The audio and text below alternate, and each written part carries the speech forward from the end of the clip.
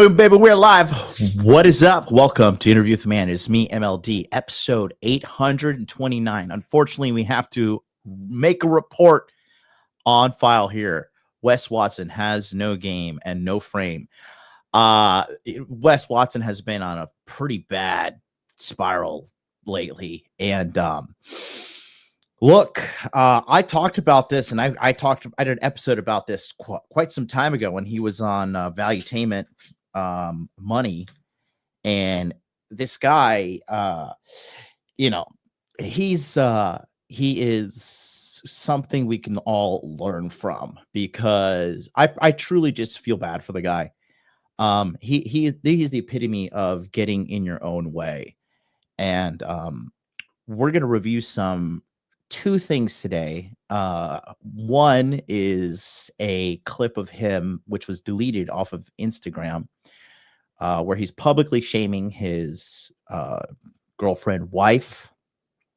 And then two, an interview between the two of them, just to show that, this is what happens because when you have no game and you have no frame, your money isn't going to save you. Your six-pack abs are not going to save you.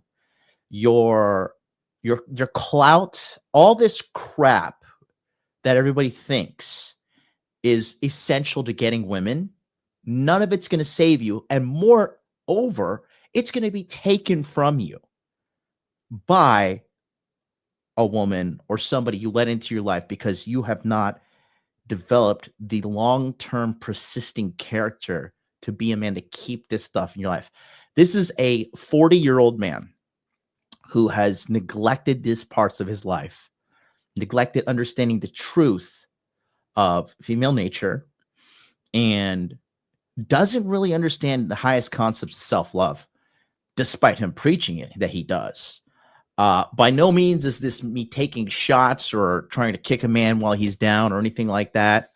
I would tell all this stuff to Wes if you'd listen, but he's pretty insufferable, not gonna lie. Pretty insufferable. And this is a guy who has such a massive ego that he will self-destruct all the way to the very end and just be beating his chest with ego the whole way. Again, I'm going to say this now, and I've been saying this forever. I've been saying this for a very long time, okay? When someone tells you you need a sports car to get a girl, you need six-pack abs to get a girl, you need to be tall to get a girl, you need to be rich to get a girl. I see Andrew Tate talking now saying, you need clout to get a girl. And the reality is that's what those guys needed to get a girl. Okay. And it's terrible advice. And it is leading an already lost generation further down a path that is not sustainable.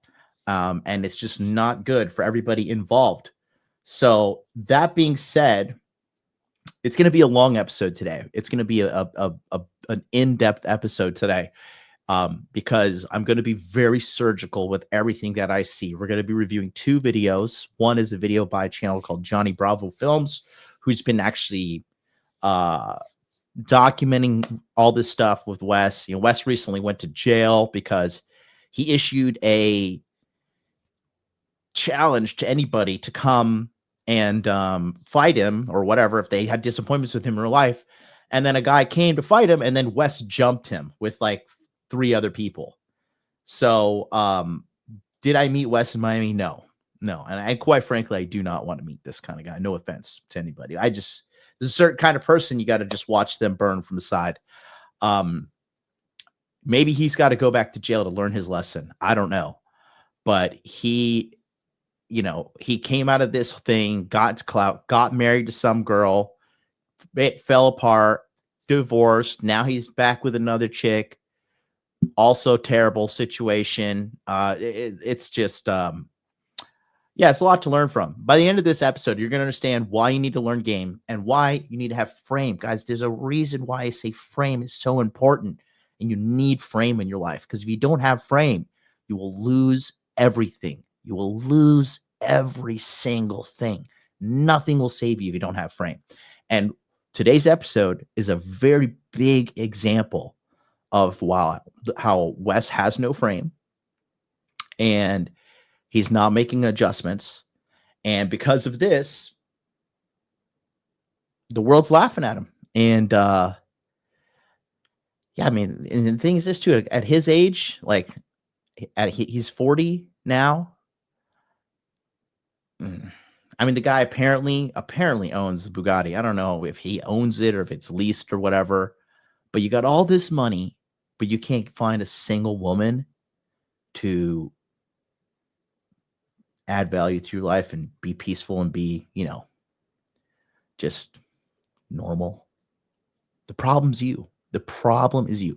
If I can find a girl, multiple women, to come into my life and bring value and peace, and people in my community can do that as well. Other creators I work with, like King Dre, etc. If these guys can do it, and we don't have as much money as this guy, just shows you. You think money's going to say, you guys think, oh, you just need to get jacked and get rich. And yeah, all the women will just fall in line. No, you don't know how to manage them. You don't know how to lead. Remember, game is 3-part step. 1, you go from being sexless to having sex. 2 is you go from sexless to having sex and the girl's wanting to stay around. And then 3, which is the final stage and most important stage, which is the woman is happy to dedicate her life to you, follow you, and help you along your journey as you're on your masculine path. So we're going to cover all this and so much more. Stay tuned, hit that like button, and let's get started.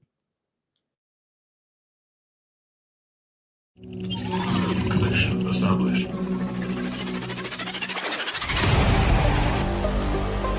Make money, make muscles, learn game, hold frame.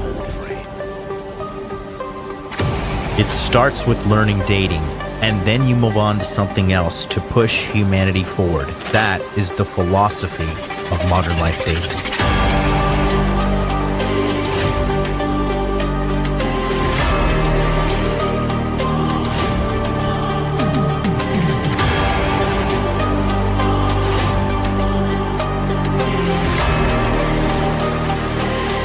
I am teaching you how to be strong.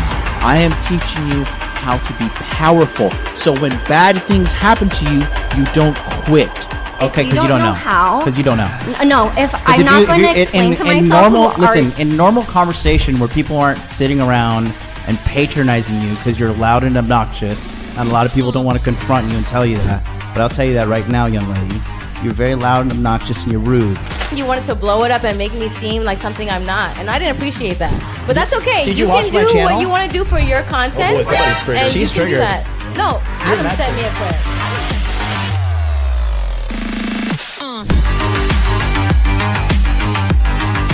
You should want a woman that you can build with. She can build me a sandwich.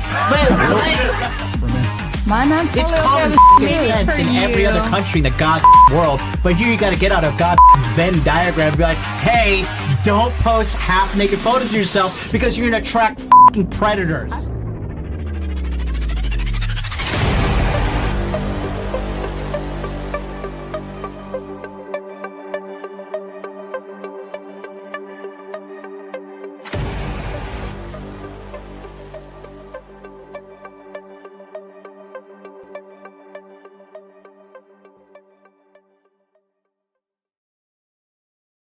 Let's rock and roll.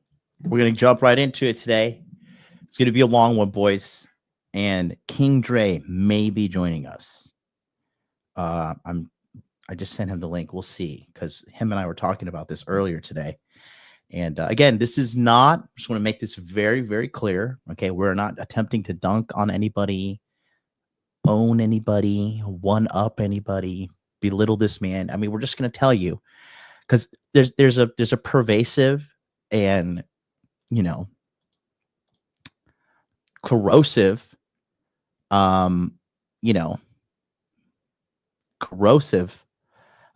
perspective that's going around, which is you need to be rich, you need to be jacked, you need to have clout in order to have a happy, loving relationship. And that's just not the case. It's just not the case, you know? And I would argue that having those things actually attracts worse quality women. And if you don't have game, then, you know, you're not even going to know how to protect yourself. And I think Wes Watson is, you know, is a textbook example. You know, I see stuff like this all the time. Leaky faucet. Is that even possible nowadays? I don't think any woman will sacrifice for guys these days. Look at Tom Brady. Okay. Tom Brady is the greatest American quarterback of all time. Okay. He probably wasn't learning game or anything like that. He was too busy focusing on his mission. And what you guys don't realize is this. Okay. For a man on the mission, you got to understand 99% of everything in his life is a sacrificable object to accomplish the goal, period. My whole family and every girl I'm with right now, all that stuff could completely abandon me and walk away from me. And my objective is still my objective. Change as many men's lives as possible. Become the best possible motivational speaker, mentor, beacon of hope as possible. That is my goal. I came out here to Tokyo, Japan, 13 years ago now to start this journey. By myself, $2,500 in my pocket. Here we are. Okay. So we're going to just understand together that it is all about the mission. It is all about getting things done. And, that's the kind of guy that women want to be around. A man dedicated to his mission. She doesn't want to be the center of your life. She doesn't want to be the source of everything in your life. No. So before we get going, we're going to jump right into today's episode with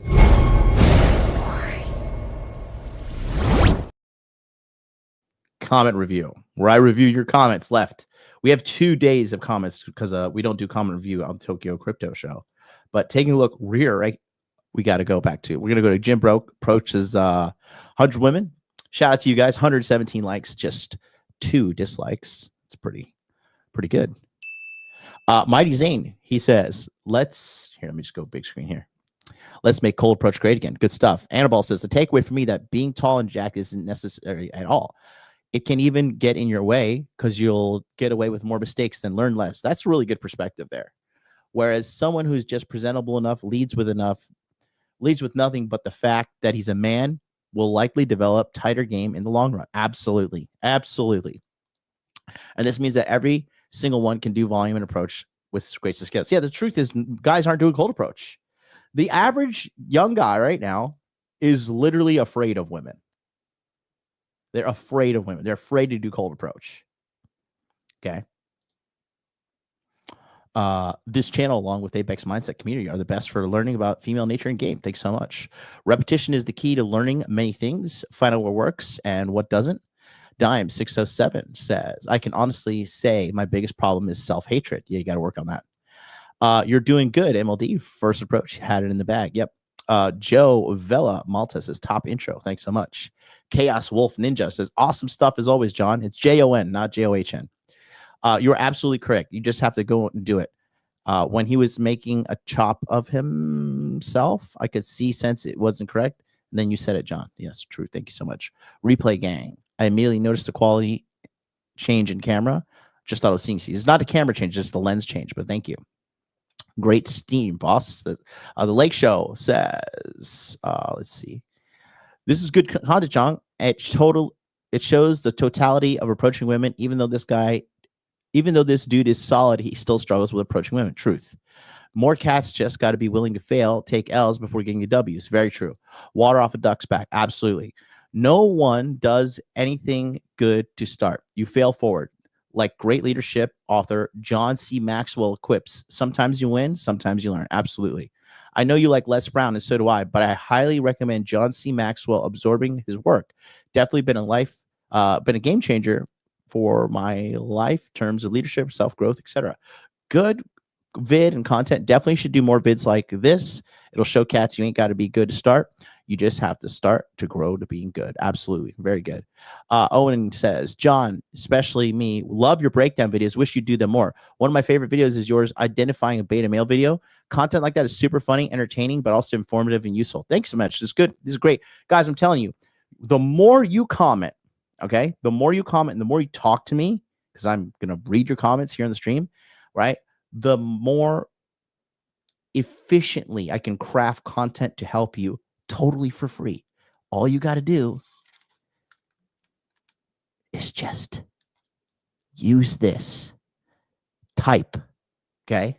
Type. And just, you'll be good. You know? Get it out there.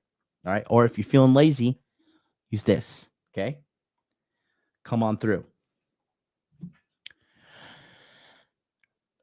Nazwakatana. You guys have some crazy names, bro. If that show, if a woman is interested, it's going to but I also agree with the rest of it all. I'm not going to go into that. Siege Clan, WMLG. Girk says A+ lens. Adam Kucknick says, I'm a gay Jew. Great. Dr. B says, hey, yo. Chris Kringle says gay. And I just said, leave Richard Cooper out of this because it's not okay.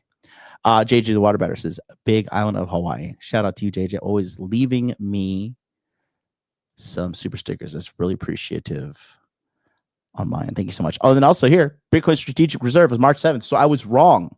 I said the Bitcoin Strategic Reserve was coming on March 7th and actually came today. It came early. It is March 7th in Japan. So I'm right in some context of it. But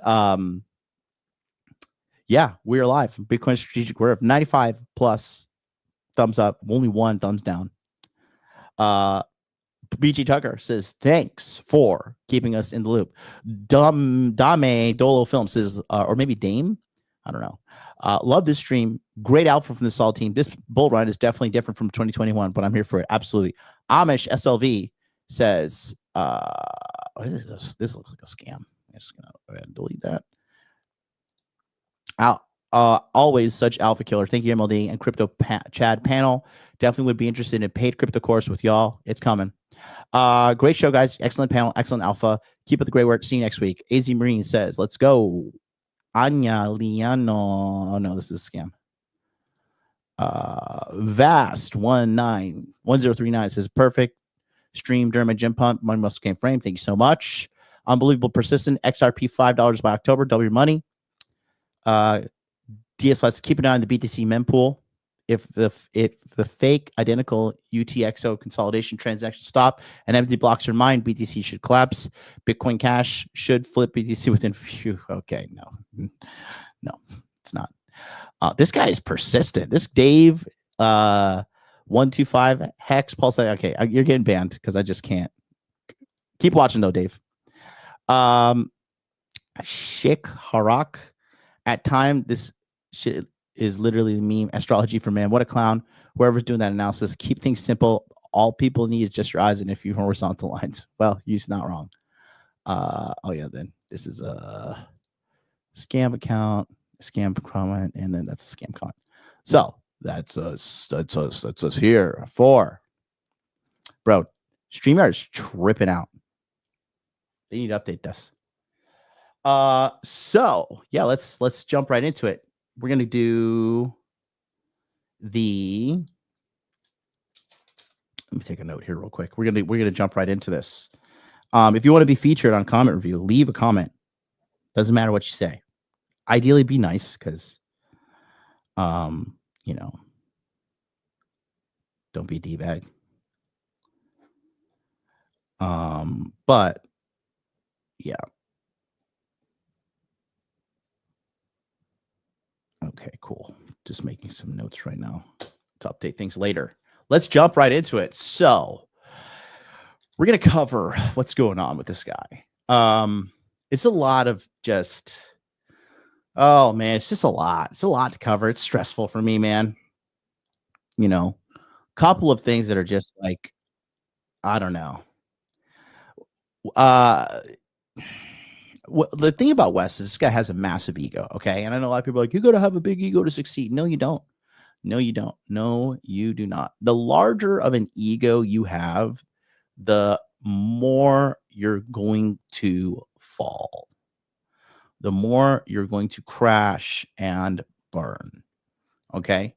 It's like Count Dooku said in Revenge of the Sith, Star Wars Episode 3, Revenge of the Sith. He looked at Anakin, and Anakin said, my powers have doubled since the last time we've met, Count.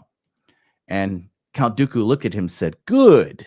Twice the pride, double the fall. And it's true.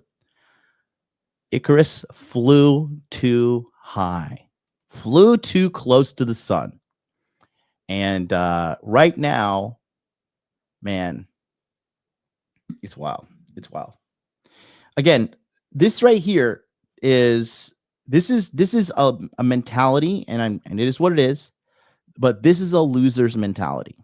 If Tom Brady or Brad Pitt can't make females happy, that's crazy. You see, already your perspective is flawed and broken.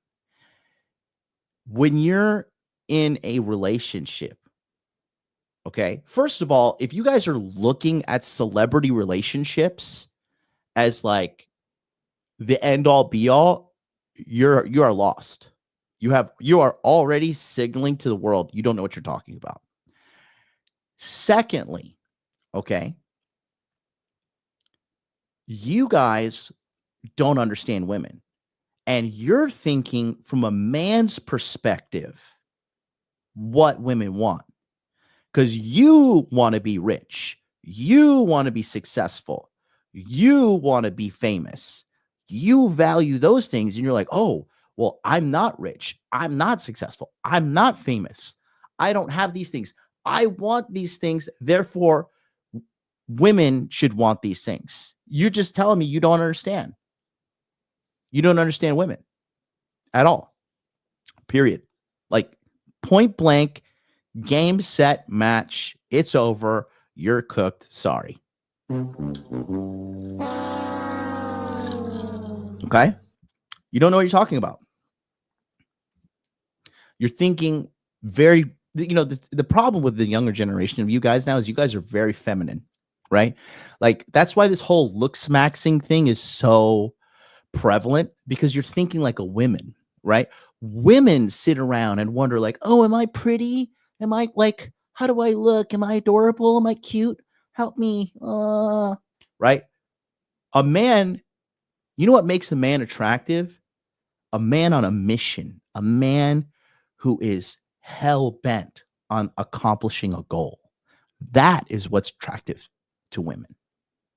But you guys think like women. And when you think like women, you're going to be a pussy. And when you're a pussy, you got the pussy in you. So when a girl talks to you, she's like, oh, this guy's fucking faggot. This guy's fucking pussy. And I'm a pussy because I'm a woman. So I'm not fucking lesbian. I don't want this gay shit going on. I want a man. It has never been easier to win right now as a man. It has never been easier because these dudes are so lost and so fucking cooked. Okay. And there is not going to be balance brought back to the force. In 5 years, we're going to have AI sex dolls, and having sex with real women is going to become like more of a luxury thing. If you guys want to go have sex with a robot, hey, go ahead, bro. Go fuck a robot. Do what you got to do. All right. But I'm telling you, your perspective is broken. Okay. Because if your perspective was right, you'd have a fucking loving, amazing woman by your side, but you don't. And you're sitting there crying, like, well, if Tom Brady can't do it, and Angelina. Okay. A real dude with real game would have looked at Angelina Jolie and be like, this is not marriage material. The more clout a woman has, the less of a marriage material option she is. That's fucking day one of fucking having your shit together and knowing game. Clout is poison to a woman in order to make her a suitable mate. And they've done studies. The women who cheat the most are influencers, nurses, flight attendants. Okay. Where's your pill? Where's your fucking red pill on that? Where's your fucking common sense on that? Doesn't exist because you don't know what the fuck you're talking about, right? Remember, guys, don't take advice from people who don't have what you want, what you don't want. Like if you take advice from somebody, you're going to be like them, okay? I have always had beautiful women in my life. To this day, I have fucking beautiful women in my life. That has never changed, okay? I don't have to pay for pussy. I don't endorse paying for pussy. But you got these fucking nerds, these little fucking manlets sitting in their fucking caves like, well, you're paying for it anyway, so you might as well pay for pussy. Like, no, motherfucker, you got to pay for pussy. And that's a symptom of your faggotry. Straight up. The epitome of mastering game is having a woman in your frame, happy to be there, happy to serve, happy to dedicate her life to you. It exists. It exists. And it's very, very common for guys like me. Guys who have their shit together. Okay? But you, little fat, living at home with mommy, making 30 grand a year, you've misplayed your cards. As a man, it is your duty, the moment you're born, to become the best possible man as possible. Money, muscles, game, and frame. The total package. There's nothing beyond those four. So you sit there and cry like a little girl. Oh, well, if Tom Brady can't do it, I can't do it. Fuck Tom Brady. Fuck Brad Pitt. That shows you, once again, when you have clout, when you have money, when you have status, and women flock to you, you don't develop the game.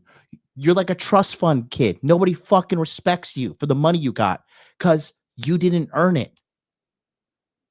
You think Tom Brady has fucking game? You think Brad Pitt has fucking game? They don't have fucking game. Women flock to them. That's like saying, I'm a phenomenal drug dealer. I am the best cocaine dealer in the world. No, you dumbass. People are addicted to drugs. They are going to find the drug. You're just facilitating a transaction. Same thing if you're a guy with clout. Girls just throw themselves at you. And they still fumble the fucking bag. So stop crying like a little pussy in public and typing that shit out. It's embarrassing and you look like a fucking fool. I'm saying that to help you out. Okay? Exactly. It's the reason you don't wife up women who have a lot of clout. Exactly. Exactly. You know?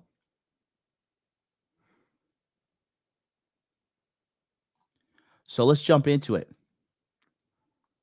Crypto stream for the White House Summit, 100,000%, brother. 100,000%. So we're going to do two clips. So this is the first one, which is, I'm going to just break it down. Okay. And then here is some context as well.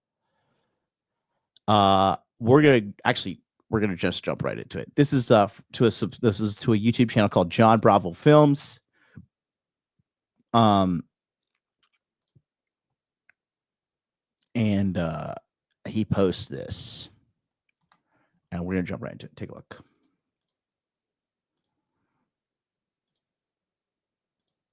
Okay. This is Wes Watson goes psycho on woman in new leaked video. Take a look here. So there's so many red flags here on both of their ends. But I'm just going to give it a breakdown one by one here, and then we can get a good idea of what's going on. To be just aware that I'm a mom and the baby is like. That's no excuse. Like, I need to be addressed. That's it. I don't need 15 minutes. I don't need 30 minutes. I need to be addressed in a certain way often. And people are like, why? So that I don't have to get it from other. Because. Okay. So what he's saying right now is he's telling her he wants to, when he's saying addressed, he means he wants to have sex.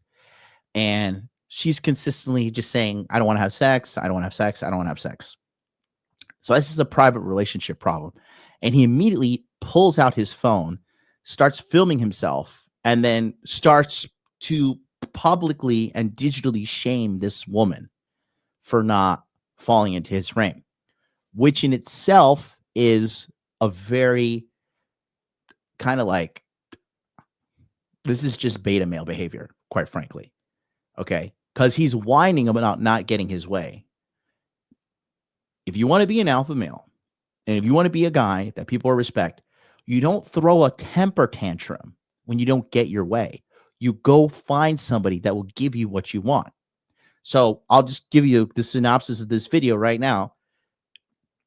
In this situation, she's not meeting his needs. Therefore, she's not staying in his frame. When somebody doesn't fall into your frame, you leave and you remove that person from your life permanently. No matter how hard they try to come back, whatever. If you want a girl that's going to give you a lot of sex consistently, and when you want it, you need to go find a girl like that. They're out there. They're out there. But she's not it. But he has such a massive ego and low self-esteem to not reinforce his frame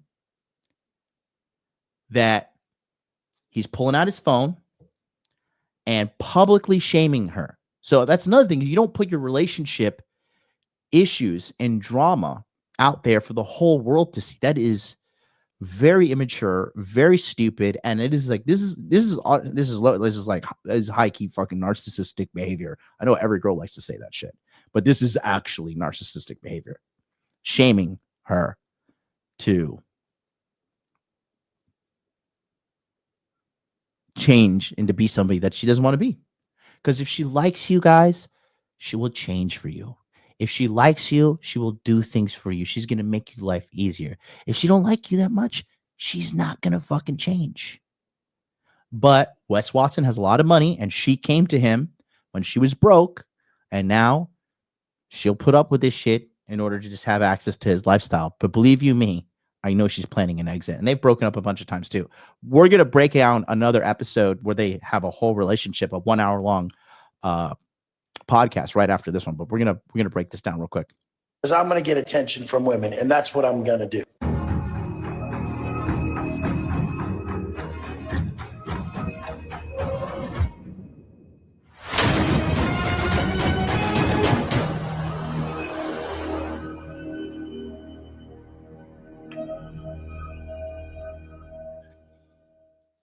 On the way here, I was filming myself, and I'm like, I am so handsome. I was blushing filming myself, thinking about myself. What? I mean, just like textbook ego, massive ego, right? Watson, that piece of shit. And I don't even need to call him that now. You know why? He's such a big one. Because he watches all my videos. It got stuck in his head. He calls himself that now, the little bitch. Wes is a fucking bitch, piece of shit. Like these are the people who will do that. Now, we already know how insecure this man is. I mean, we just caught him. We already knew about the purse on his shoulder, right? Walking around, flaunting it, proud of it, like a bitch, right? But then we just caught him with the high heels, 3-inch pumps, like a stripper in the strip club, Sharmuta, right? Because he's so insecure about his height. What kind of man is this? So insecure, and he's trying to teach men how to be men. What kind of asshole is this? I just gotta hate. I hate the whole Miami culture. This is just me saying this, but like when I see somebody wearing a Richard Mille watch, I'm just think you are trying so hard to be cool and loved and accepted by everybody but yourself. Richard Mille watches are ugly as hell. They are a fucking stupid trend. And they show me that you just are trying so hard to look cool because those watches are ugly as shit. Buy a Rolex, buy a Patek, get on with your life. Okay. If you want to have a high quality watch, Rolex, Patek Philippe, AP, I guess so. I would never buy an AP personally. Okay. But it's trying too hard to look cool. Trying to look cool is the most uncool thing you can do. It's like the number one way you can tell the world you're not cool by trying to look cool. I'm trying to be anti-cool. I'm trying to be so uncool. I call myself the supreme leader of the hot dude army. Like, for fuck's sake, guys, stop trying to look cool because you just look like a tryhard. And it gets even better now. You know what he did? He posted a story that he had to delete, showing men how he treats women and children. And it was very bad. You don't publicly shame your woman on social media for the world to see. It's crazy. It's psychotic behavior. Your relationship needs to be kept in private. And that's the same thing that goes for women that do this shit too. Your relationship is a private, sacred, secret thing between you and your woman. You do not put it out there for the world to see and cry like a fucking like throwing a temper tantrum.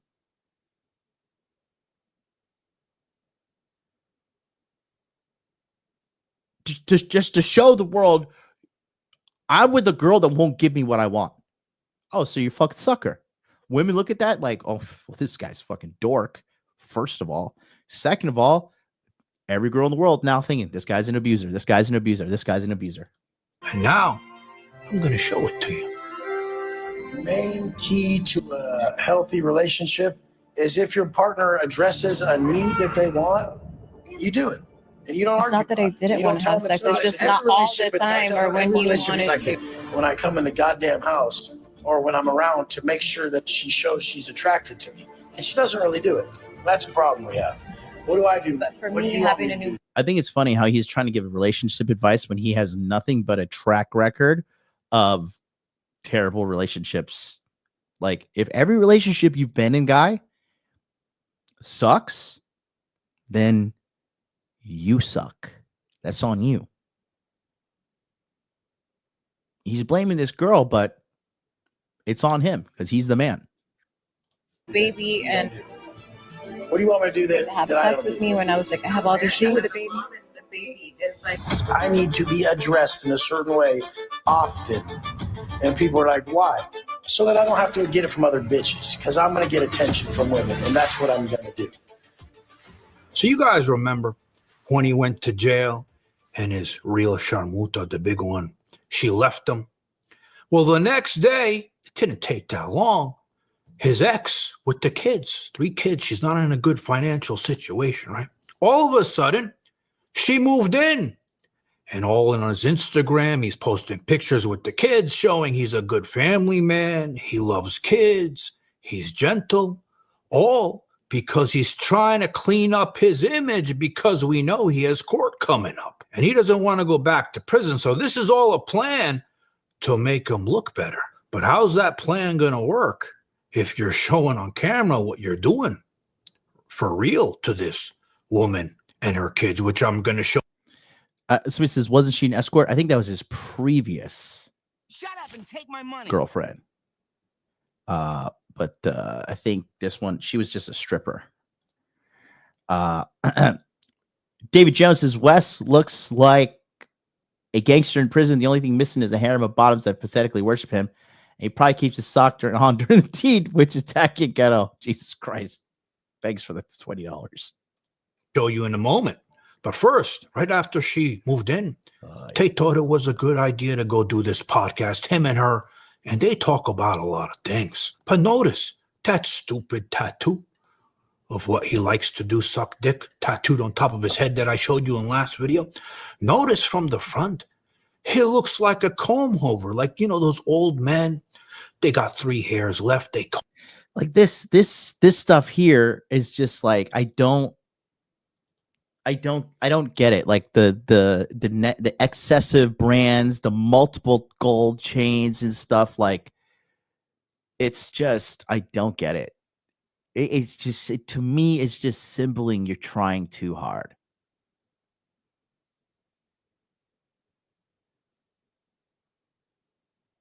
Like, don't get me wrong. I have 2 gold chains that I wear, but like,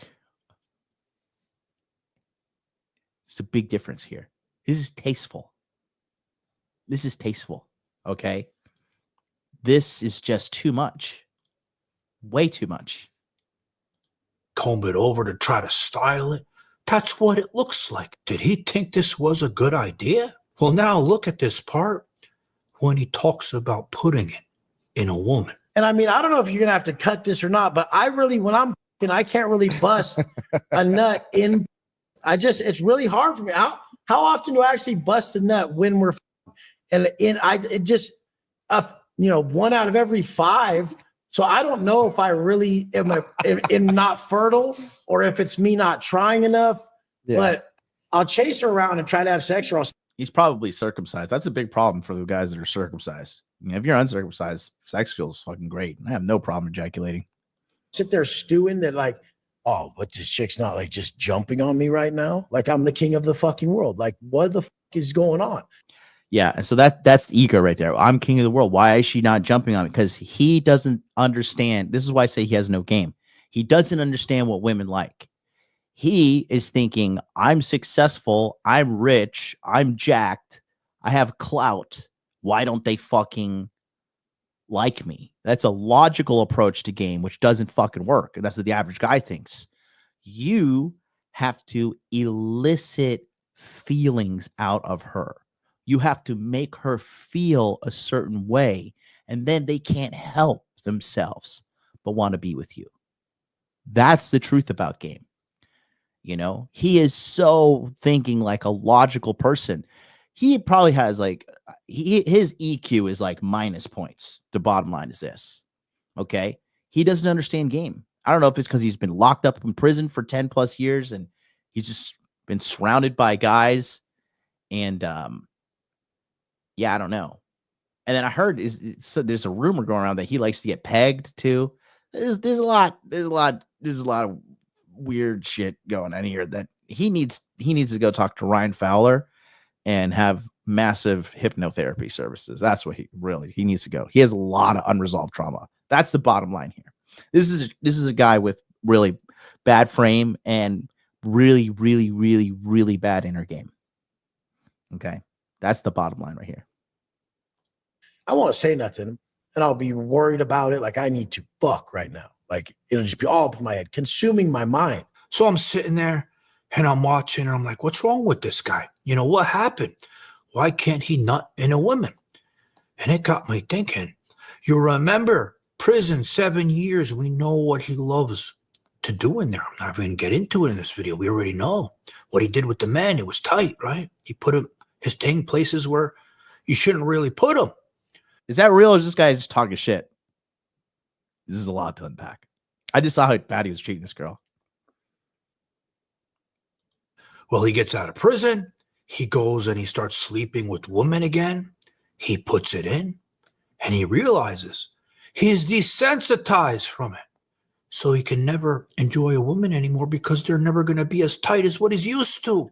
So this part here, I want you guys to pay attention. They start talking about what cause. I don't think that's true. I think this is more of like a mental block that he's having. I mean, you know, that is kind of weird though. But guys who are circumcised, they typically have a harder time to ejaculate because when you cut off the foreskin, you cut off all of these nerve receptors that are there to give you more pleasure. And, you know, I think that is a part of it. Because I'm uncircumcised and I just never have a problem ever, like ever. I'm 39, you know. So yeah, that is quite the deep V. This guy's a tank though. This guy is a jacked guy. Causes problems in their relationship. And is this true? Is this really true? Is it, or this is fake? Because that could explain why he's overcompensating so hard.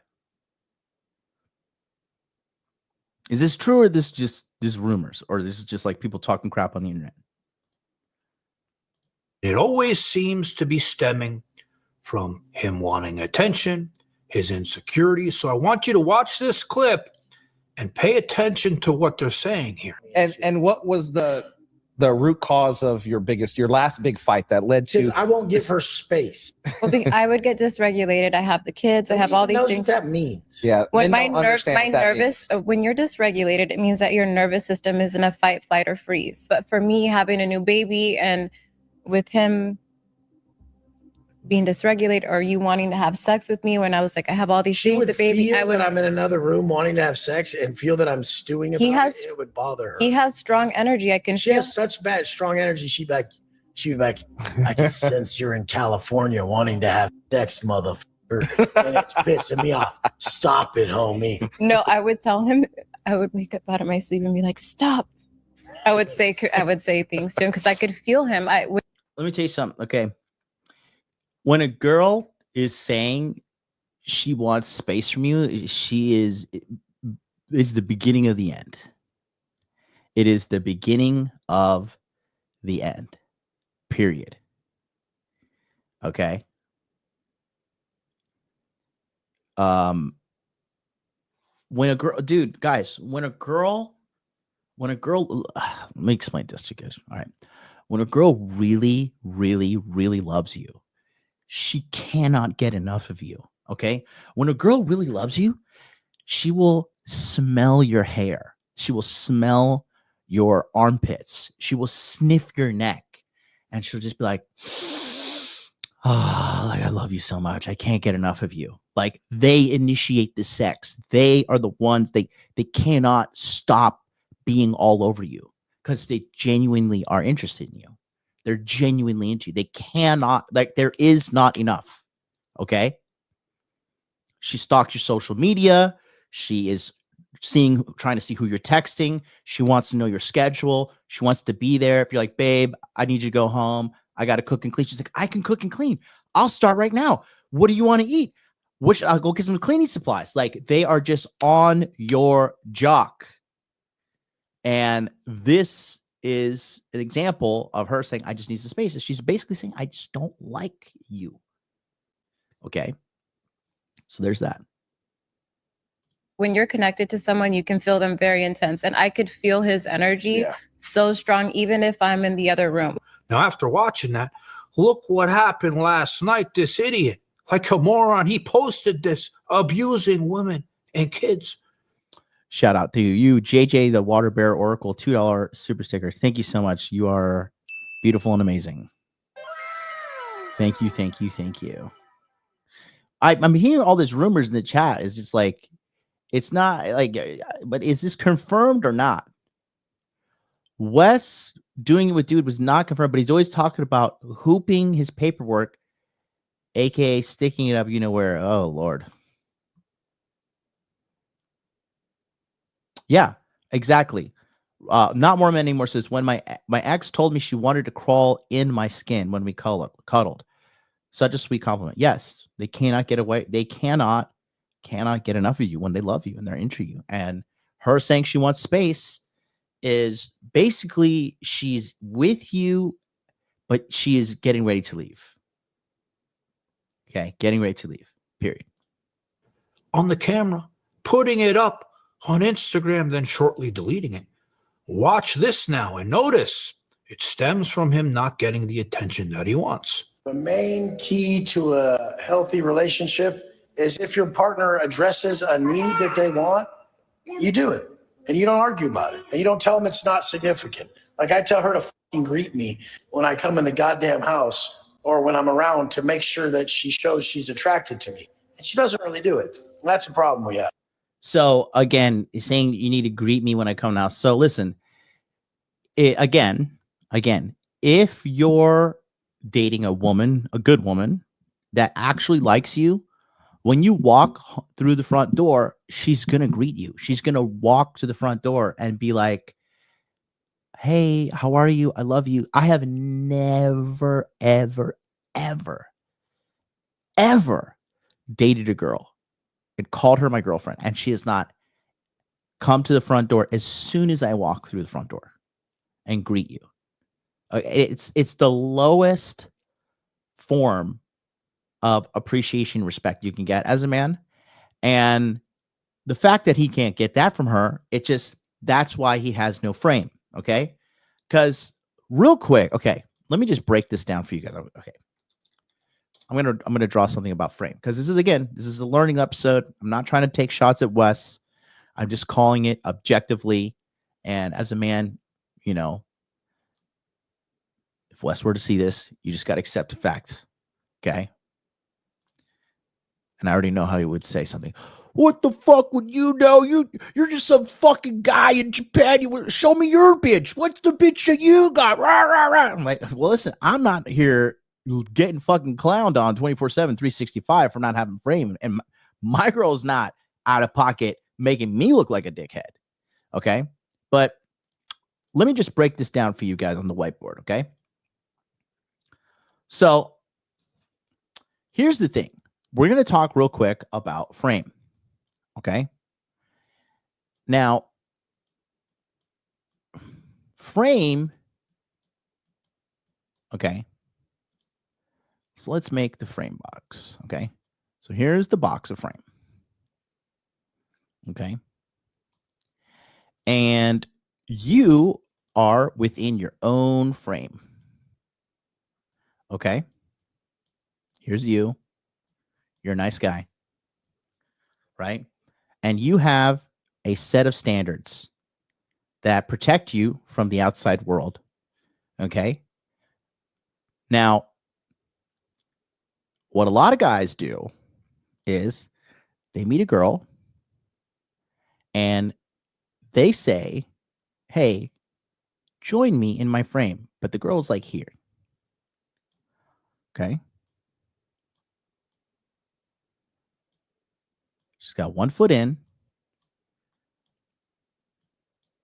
and 1 foot out. Okay.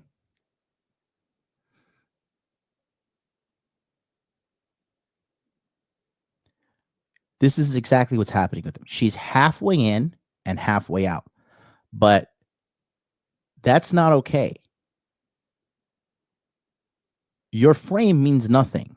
It is absolute. You are either in the frame or you are out of the frame. Because inside here are all your benefits: money, happiness, safety. I'm just going to put safety. We'll put a star for safety. Okay. Safety. Okay.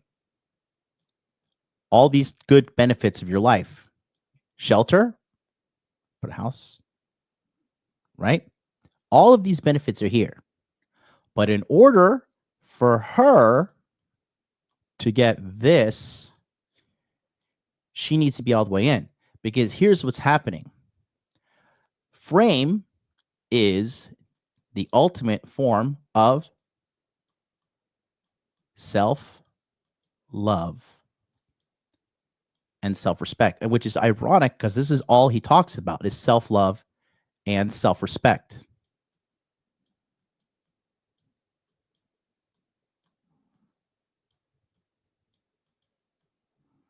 Okay.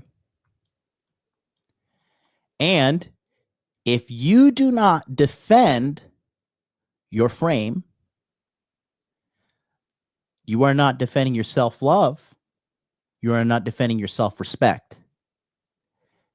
And your subconscious mind knows that you're betraying yourself for her. And the more you betray yourself, the more you lose yourself. And the more you lose yourself, the more this woman is on her way out.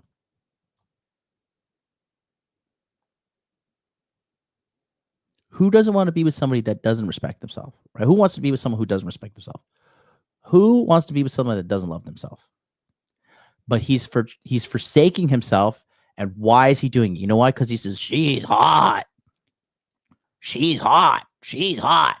Well, you fucking reptile brain idiots out there that are so controlled by your dick. She's hot. Who gives a shit? If she's not in your frame, you're self-sabotaging. Because in his subconscious mind, he's thinking, wow, I'm giving her happiness. I'm giving her money. I'm giving her safety. I'm giving her a house. And she's not giving me what I want. I want her here, all the way inside the frame.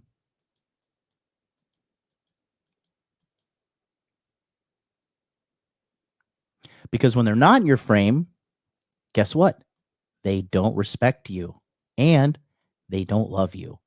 Why? Because the reality is she just doesn't like you.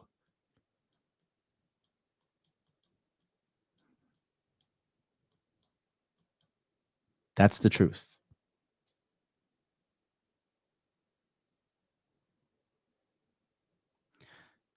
That's why they say hold frame.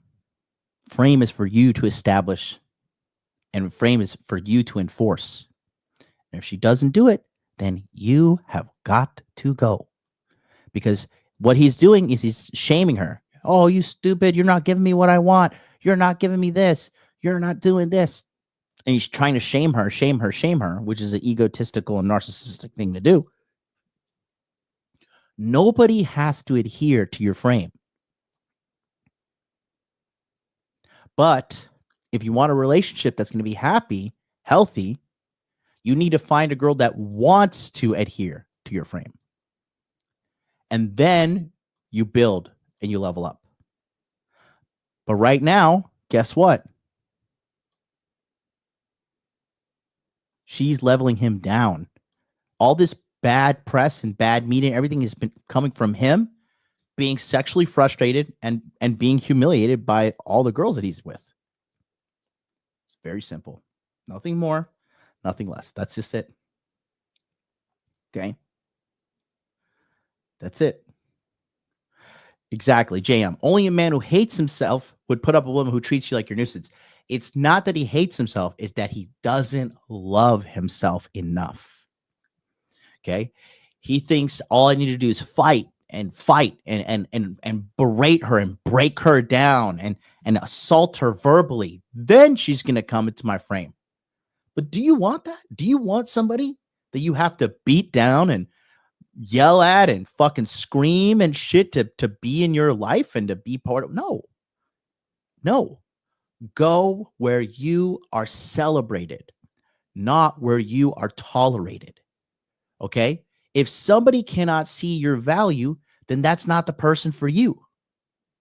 Period. And if you have a lot of value, like there are women out there that value money and clout, all these things that you think are the end all be all. But statistically speaking, those kind of girls, not necessarily good for long-term relationships. Like you need, and like, okay, and here's why I talk about you need to be yourself. You do need to be yourself in this context. You need to be yourself, but also at the same time, he needs to work on his ego because it's massive, it's out of control, and he's only going to attract broken women to put up with that. Okay, but these are two broken people, you know, being broken together. Okay. Yeah, William Big's great book. Don't try to squeeze water out of a rock. Yep. Grimville's, imagine publicly shaming your wife into fucking you. MLD is Wes fixable at this point. He would need to do a lot of hypnotherapy with Ryan Fowler. But he has such a massive ego that it's just no.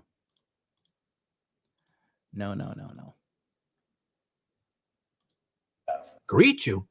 How do you want her to greet you, you piece of shit? You want her to bow down, kiss your... So he's just being dickhead now, this guy. Like, It's very simple. If you want a girl to greet you when you come home, you just tell her, hey, baby, when I come home, I'd like you to greet me at the door. And she's like, well, you fucking got your mama don't love you. You're fucking gay or blah, blah, blah. You know, they say some shit like that. All right. Peace, babe. It's been good. Sayonara, baby. But if a woman loves you, she's going to make changes. Okay. She's going to try to be what you want her to be. Okay. And in this situation here, if she's not what you want her to be, she's got to go. Shaming her, attacking her, all that stuff, it's not work. It's not good. It's not good. Your feet, maybe peg you in your asshole, get down on her knees, because we know how much you love getting down on your knees after we saw what you tattooed on your head, you asshole. But don't you think you should get her in the mood first? You can't just walk in the door, whip out your dick, shove it in her mouth, and then wonder why she's not attracted to you. I mean, I need to teach you everything, you asshole. Greet me when I come in the goddamn house or when I'm around to make sure that she shows she's attracted to me. And she doesn't really do it. That's a problem we have. What do I do? What do you want me to do that you don't do? What do you want me to do? And another red flag is how like he's talking to her and she's like just on her phone. She's like, she is so checked out.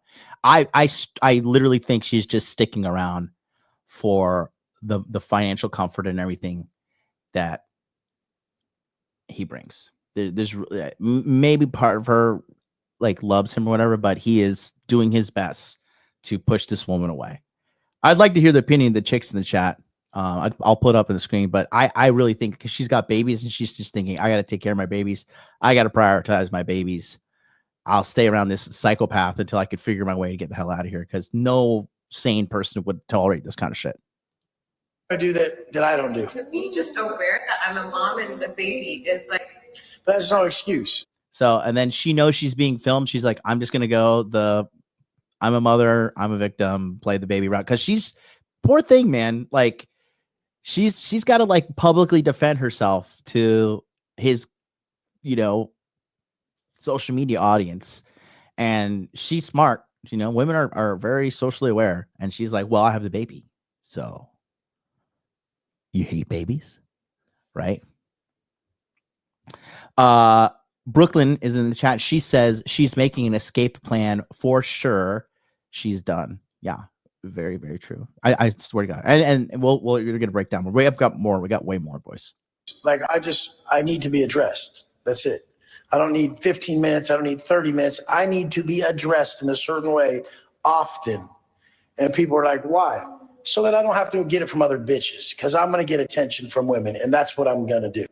So I think he's talking about sex there. Well, either you're going to give it to me or someone else is. So see right there. And so that right there, when she's just like, have it all, like publicly disrespecting him and getting to the point where she knows she's on social media. She's like, okay, just do whatever. Do whatever. She's done. She's mentally checked out. She is mentally checked out. The point is make sure you give your man attention. Now, this is the thing. This is not just another display of how insecure this piece of shit Peg Watson can be, right? Because we already know that, right? But it's also a display of how when your insecurities can get the best out of you, can control your mind, control your emotions, and cause you to be mentally abusive to women and children. So his insecurities can end up being his true downfall. Now, the last thing I was thinking about, this idiot, this clown, posting this on a video, on his story for the whole world to see, right? If he was stupid enough and abusive enough to post this on the internet, I don't even want to know. What do you guys think what he's doing when the camera's not rolling? Like the biggest skill set you guys will ever learn is how to not give a how you're viewed and just be you at all times. Just really quickly, it's not about how I'm viewed. I care about maybe I'm hyper focused on my daughter's well-being. Like 100% it's about she's smart. She's smart. This is how every woman is, like a built-in, like, public relations agent. She's like, I just care about my daughter's well-being. I just like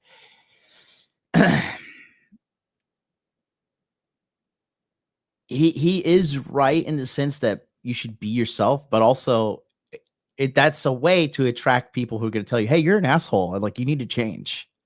You know, you like if you're a 40-year-old man and you're just getting in terrible relationship after terrible relationship after terrible relationship, like problem's you, bro. Problem is you. System. 100% is about how you're viewed, because if you don't care how you're viewed, you can do it very quickly. No, I'm not gonna. When my baby's screaming, crying, I'm not gonna be like, "Hey guys." Yeah, I just don't even give a fuck, honestly. I'm gonna win either way. So I mean, I don't like. It doesn't bother me. If she's in my life, she's hot. I'm winning. With someone else, I'm gonna pick. I'm gonna be winning. But guys, thanks for watching. So, yeah, it's not looking good. Not looking hot at all here. Just like I said, very, very, very embarrassing. So we're going to go to the second half of the video here. What we're going to be looking at next now is an actual break. I'm going to be more in-depth breakdown here of the context of the relationship. This is Wes Watson and Angie Catalano, and this was done 11 days ago. So this is prior to the situation that we have just seen here live. Couple days ago this happened. This is just so cringe. So before we get going, if you want to actually being able to look at situations like this, being able to decide which girl is good for you, which girl is bad for you, and move with quickness to start getting dates and start learning game and having frame and having self-esteem, right? If you want to be able to be a guy that, you know, maybe you just got out of a divorce. Maybe you're kind of questioning your self-worth and wondering like, oh, I don't know what's going on here. Like, you know, if you're saying like, you know, I don't know what's happening. I'm trying to figure out what's going on in my life, but I don't know exactly where it's at. You know, if you feel like you're missing out on life and you're like, I'm getting older and I'm seeing all these hot girls around me. Now, why am I not getting a piece of the pie? You know, my Money Muscles Game monthly coaching is for you. And we can help guys like you very, very, very easily. What's up, guys? Thanks for watching today's video. We're going to get right back to that, but I want to tell you quickly about my coaching program, the Money Muscles Game Monthly. If you're having trouble getting women in your life, keeping them around, and getting dates, if you're having trouble with your finances, this is the program for you. It's a very simple program dedicated to solving those problems with you right now. Each of these coaching sessions are a group coaching session with live interaction on the second and fourth Sunday. Every month, we meet at 9 p.m. Eastern Standard Time on Zoom to discuss exactly what is going on with you, what problems you have, what roadblocks are in the way. And then from there, we come up with a special plan for you to get the results that you want. I know what you could say. There's all this free information on the internet. There's all these free content creators putting all this stuff out. If that were the case, the world would be healed by now, but it's not, okay? It's the blind leading the blind. You don't even know what's good information or not. You need a mentor. You need a group. You need a tribe, and you need to be held accountable. That's what you have in the Money Muscles Game Month. In addition to that, we have a free 24-hour support Telegram chat where you can link up with other like-minded men just like you who are dedicated to solving their dating and money problems right now. So if that sounds like something you're interested in, I want you to stop what you're doing right now, go to modernlifedating.com/monthly, sign up, and then you're gonna get an email sent to you with a Telegram link so you can join the Telegram chat and get on your plan to fix your problems immediately. Do not let another day go by where you silently suffer, lying to yourself, saying you're gonna figure it out, because you won't. You need help, you need a mentor, you need group support. That's what I am, that's what my community is. I've dragged myself from the depths of poverty to the tops of financial success. I've dated hundreds of women around the world. I can easily teach you how to do this, and it's a cakewalk. But it all starts with you going to modernlifedating.com/monthly and signing up today. Thanks so much, and let's get back to today's video. That's right. So if you're interested in that, real quick, we're going to add the QR code to this, but take a look here. We've optimized the offer now. So what it is, this is the Money Muscles Game monthly coaching. And when you sign up, you're going to get a free 30-minute onboard consultation to develop an action plan to become a high value man. So I'm going to check you out. I'm going to give you an actual score on your SMV. Okay. Where do you rank with money, muscles, game, and frame? 30-minute consultation, one-on-one with me. After that, we're going to put you directly into the Telegram chat. And then we start our coaching. We have a coaching lesson coming up this upcoming Sunday as well. So this Sunday, 9 p.m. Eastern Standard Time, we're having our Zoom call. You can get all this and more. All you got to do is go to modernlifedating.com/monthly, and then you'll be right in there. Join a community of winners, a bunch of guys. And this is not a bunch of dudes that are like LARPers too. Like these are guys who are actually getting things done. And then the Modern Life Dating website just looks right here. Very simple, very easy layout. And right here, just click on the Get Monthly Coaching, and then I'll see the email address that you sign up with. And then we'll send you an email and you'll be locked and loaded. So come talk to me. Let's see. Because like I said, we're going to fix your problems.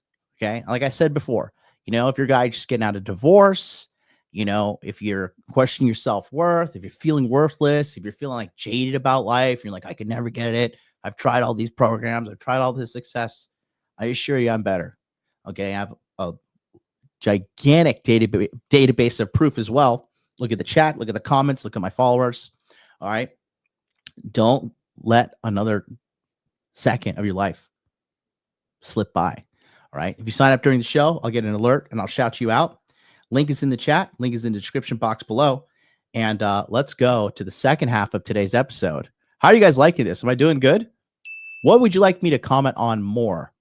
But we're going to cover this. This is an hour-long podcast, but I'm going to skip through it. But I'm going to point out some things here and there as well. Ryan Fowler's in the chat. And this is exactly who I was saying he should go to get help from. He's saying his girlfriend is super traumatized too, which is very true. Like I said, this is two broken people in a broken relationship. And, he met her when she was a stripper. Women who are strippers, typically traumatized individuals. And so, it's broken people find broken people and they make broken kids. That's when you heard, remember, if everybody went to church, they have a generational curse on them. They're saying because there's a demon chasing them from family member to family member. No, it's not. It's trauma. It's one person who's traumatized. It's like if your mom or dad was abused, then they're going to take my money. If your mom or dad was going to abuse, then they're going to abuse you most likely. Right. Shout out to Casual Germ, $20 super chat. This is huge. Thank you so much, man. That's really nice of you to send that $20 in. Appreciate you. If you guys want a super chat or you have a question, send it with a super chat because we have a lot of people watching. Don't forget to hit that like button as well to push this out in the algorithm. And we're live on X. We're live on social. We're live on YouTube. We're live on Rumble. Oh, we're not live on Twitch for some reason. Let me go ahead. Let's get. We'll start Twitch now. That one faithful Twitch watcher that is always watching me. Let's bring him out. It's just wild, extremely wild. And Ryan Fowler is going to join me real quick. He's going to come on in 15 minutes, and he actually specializes in trauma therapy and healing all these internal things with men. He's done work with me and countless amounts of men.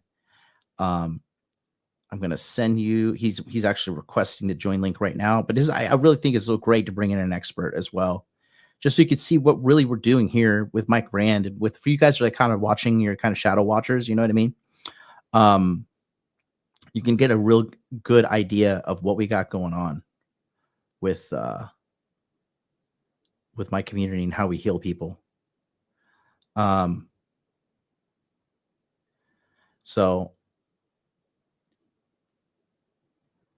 sorry guys. This is just kind of on the fly. I'm bringing him on. Okay. Shout out to Lewis, lifting lawyer. Recently got a raise. Get money. Winning. And He says, Ryan Fowler is a wealth of experience and information on this topic, just like Lewis is on health, fitness, and law. You know, another high value guy that I've worked with. Very happy to have you along. Somebody says, what is my X account? My X is not for the faint of heart, FYI. Okay. My X is very, very, very, very censorship. Anti-censorship. I'm wild on X, boys. I'm just telling you. You're gonna hear some takes that you might like. If you follow me on X, you're either gonna love me or hate me. MLD motivation is me. You can see me here. That's my banner right there, and that is my photo as well. Looking good. MLD motivation, and yeah, you can see right here. Look at this. This lens is looking good. I need to get a haircut. Yeah, this is an example of how I said these bitches are retarded as fuck. The only one more retarded than bitches that vote for them. Have you guys seen this? This is just so fucking cringe.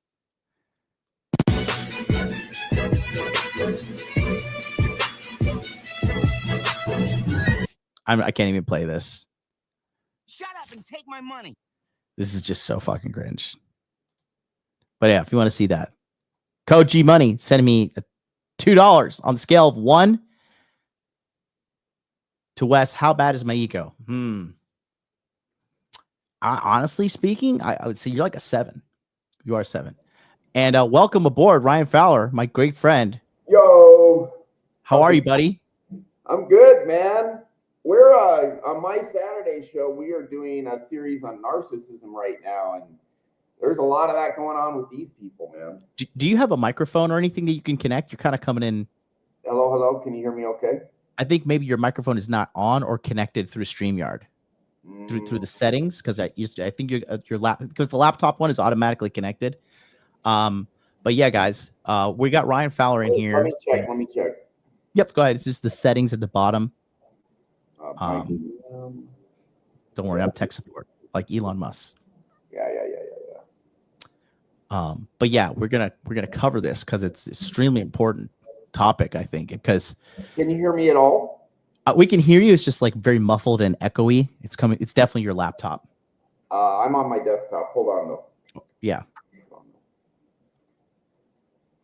While Ryan gets that handled, again, be sure to take a quick look here with us.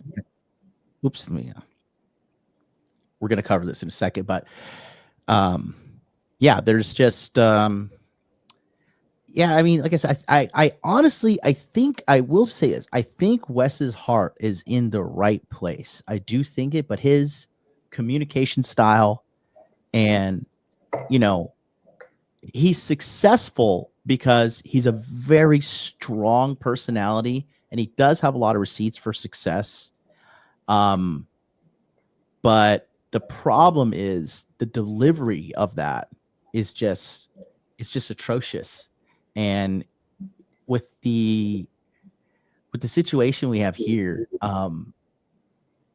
he's giving motivational speeches, and people who find him are typically kind of in a down slump, a little bit more in the beta type. So when you have this big, jacked, rich, bald, angry guy screaming at you, you know, a lot of people don't speak up. A lot of people don't say anything, you know, because they're just like afraid of the guy, quite frankly. Can you hear me now? Yeah, I still don't think you have it selected. Yeah. Okay. Is it better at all? No, it's the same, completely same. Hold on. It's at the bottom. It says settings.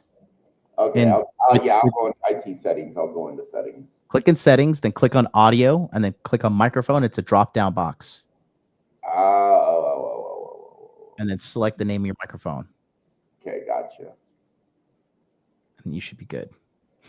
Miami Kratos. That is fun. That it might be better now. Is that better? There we go. Now we're boom, baby. Now we're live. Yeah. Is it too loud? No, you sound perfect. You sound perfect. All right, let's go, baby. So you've been watching. You said you've been watching on delay. Up until where have you been watching? Well, I was 23 minutes behind, and I was seeing all the Wes Watson and his girl. on my Saturday show, we're doing a series on narcissism right now. And I can't I'm not saying he has like full-blown narcissistic personality disorder, but I'm seeing strong signs. It's very interesting with narcissism that outwardly they project this grandiosity, and yet they're riddled with insecurity. And a lot of people are seeing this. They're like, this guy's very insecure, but he's doing stuff to act like he's very secure, very alpha. It's just people are seeing through it and seeing the bullshit. And that's most types of narcissists right there, is they put up this huge front, and there's different ways they can do it. Like some people come off as very righteous, some larger than life. Some very alpha, but they all have these huge insecurities, and what they project to the outside.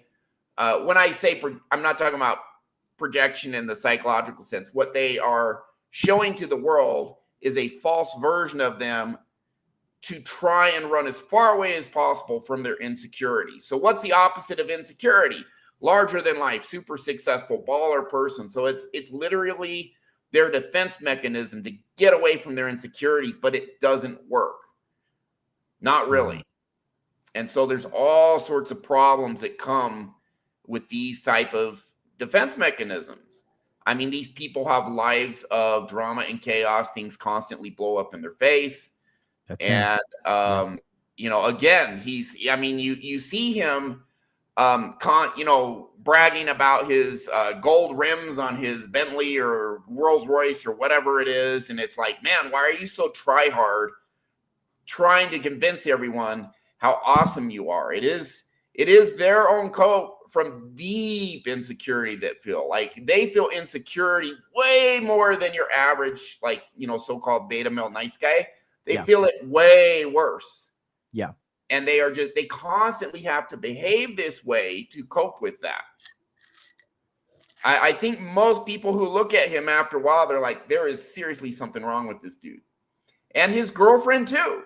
Like, I remember seeing video of her, and she's on an airline, and I guess she's trying to get through, and she says something to the effect of, let me through, I'm a famous Instagram model. And it's like, why do you have to say that to people on the plane? Announce how awesome you are. It's such a cope, man. Yeah. Deep down, they are tortured souls, both of them. So, yeah. With Wes Watson and how things are going with him, right? What ends up happening to people like him? I personally believe he's spiraling. Yeah, and I watch some of his stuff, but I don't follow it closely. And again, I haven't seen the latest part of your live broadcast, so forgive me if I'm missing some stuff or being redundant. You've already covered any of this. But he's gonna blow something up, meaning he's gonna shoot himself in the foot. I mean, he's already done it multiple times. He's gonna keep doing that. And who knows? Maybe everything will go to crap, and he'll find a way to. I mean, he's been in and out of prison. Prison is full of these. Again, I don't know if he's full blown some sort of cluster B disorder. That's a disorder. The family of narcissists, psychopath, sociopath. I don't know, BPD. I don't know if him or his girl are full blown. There's just signs there. And the fact that he's, been in and out of prison, and he has stuff blow up in his face, the guy from the Crucible just ripped him a new butthole when they were on Fresh and Fit. And, the other drama, just constant drama, constantly shit going wrong, getting exposed for this, that, and the other. They're drama magnets and there's a reason it's called narcissistic personality disorder. And again, I don't know if he has a full-blown disorder, but he has the signs. So yeah, it's not looking good. I'm trying to find the full video, but I can't. Recently, he was because he's always talking on YouTube, if you got a problem with me, come see me and fight me, whatever, right? Yeah. And he's acting tough, so to guard against deep down feeling weak. Yeah. See how that works? You work with people that have hundreds of millions of dollars, like extremely high level successful people in my old profession and hypnosis. Yes, absolutely. I have 400 or 500 million plus that I've worked with. And how many of these people are saying, Ryan, I'm so rich, look at my Richard Mill, look at this, look at this, look at this. Let me think. So they are, a lot of them have the same mindset Alex Hormozi has. And there's this clip where Alex Hormozi, there's a guy on my YouTube channel, the Rick Sapio interview. He recently died of pancreatic cancer. Fantastic human being, though. Worth, he owned 46 companies. He founded an annual at MIT. And what's happening with a lot of them, he's a very, very high net worth guy. And the ultra high net worth individuals actually feel they can do anything, but they do have this crippling insecurity that no matter how much they do, they're still somehow fundamentally not good enough. So they're on this hamster wheel.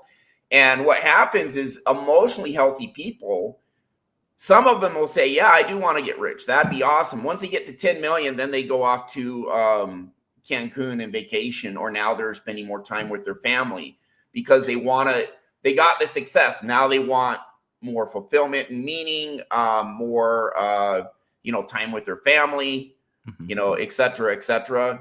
And so like the Jeff Bezos, Elon Musk types, if they're happy, great. And they may be happy doing what they want, but they actually live very unbalanced lives. They're working 100 hours a week. Why is that? Why don't they take some time off and actually enjoy life?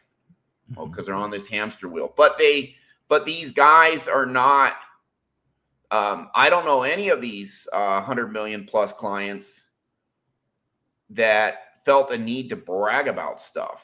They really don't. They're just, man, I knew a guy, CEO of a trucking company that brought in 500 to 600 million revenue. Like if I said it, you look it up and you'd be like, oh, that's the CEO of that company. It's a very large trucking company. And when I first met him, I asked what he did for a living. And he's like, I work for a trucking company. He didn't mention he was a CEO and it was a $600 million a year trucking company. But a lot of them don't feel that need.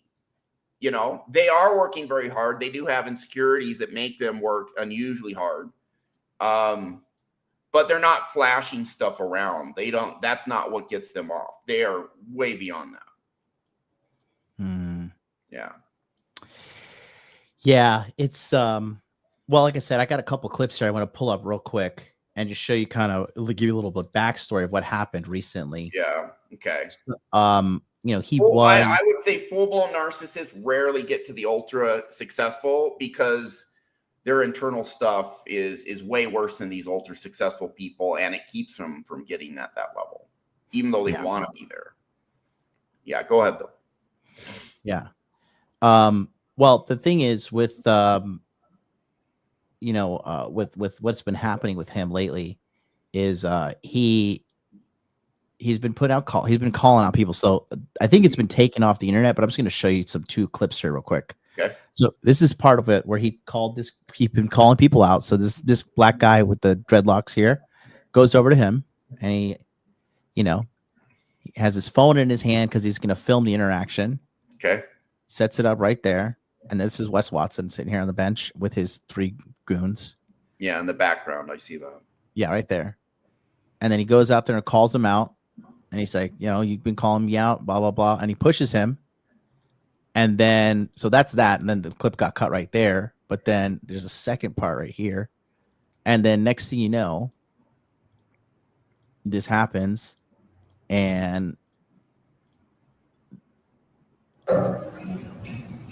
they all start jumping him, and Wes is kicking the guy on the ground and hitting him with a weight. Hitting him. That's is he in prison now, Wes? Yeah, he went to jail recently, and then that looks like felony level stuff if he has a weight in his hand too. I think he did have a weight in his hand. I'm not entirely sure, but he was hitting the guy, and then it's so funny. Even in court, look at this. Even in court, he can't shut his fucking mouth. And you have experience going to trial and stuff. Yeah. But what? Look at Police don't engage, because if you get arrested for anything else, you'll be locked up in jail until your trial. Yeah, I just want to just real quick, Mr. Watson, please don't make any. And his lawyers. Was that his attorney telling him don't make any? Yeah, because he's like, listen, the more you open your mouth, the worse it's gonna go when it comes to getting convicted, getting sentenced, and And that this just recently happened, and now he had this podcast with the girl, which we're about to break down, and then a couple days ago, like I said, that's a narcissist and people with narcissistic personality disorder. They love to shame people that don't really get in line with their program. Is that correct? Yeah, because they're narcissists have this insecurity, and everything they do is to cope with that insecurity. And they're actually trying to run away from, they're trying to hide and disconnect from what's all these insecurities in them as much as they can. And if there are different type of narcissists, there's what's called vulnerable and invulnerable. There's grandiose, there's all sorts, but all of them have this root insecurity. And if you do something to threaten that, then they're going to kick into gear and just do it. So, Wes Watson punching that guy, he was probably doing it to save face or kind of prove that he's a tough guy or whatever. And it is called a disorder for a reason. They constantly get themselves in one sort of trouble or another, and they hurt people around them constantly, Do you think she's going to stay with him, or is she going to leave? So there are, again, I don't know if she's a narcissist. She's just very traumatized. I don't know if there's trauma bonding going on there, but it's likely there is. I don't know for sure. But if they stay together, there are dysfunctional people who can stay together in these tortured relationships for many years. But the relationship's very unstable. It's very filled with drama, and the way he's been talking, you could tell there's drama in their relationship, fighting, arguing, whatever. But you can actually get two narcissists in a relationship where they constantly extract from one another what's called narcissistic supply. In other words, they kind of take turns torturing each other, but they stay together, and they can stay together for many years because the other person is such a good source of narcissistic supply for them. Or they portray themselves as a power couple, and they look very good together. So, she is quite physically fit. I don't think she has a pretty face, but, apparently she has a lot of Instagram followers. So, he may feel that adds to his image. And so even though their actual relationship is very chaotic and torture, they may actually stay together for years and years, torturing each other.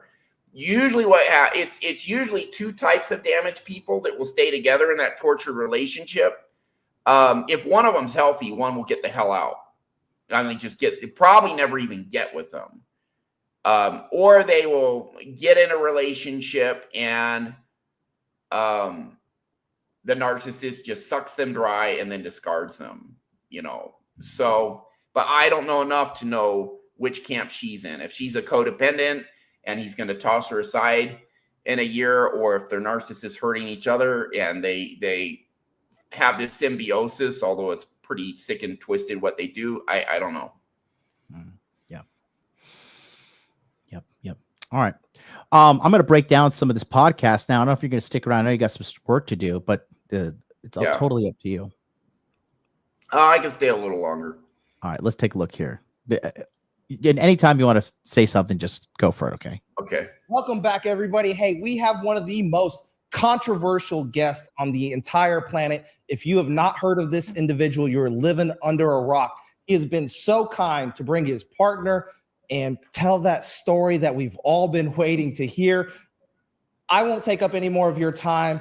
It requires no introduction by me. Mr. Wes Watson, hit him with it. I mean, we got to clear the air. We got to we got some answers for you guys. Because you know how long it takes to message everybody who really wants to know. And there's a lot of our followers that They love us. Yeah. And there's a lot that hate us. And there's a lot that hate that Angie loves me. And there's a lot that hate that I love her. So, I mean, the point is we want all you guys to understand why we love each other, why we're together for the 75th time, and why the fuck we're going to answer this, because we care about you.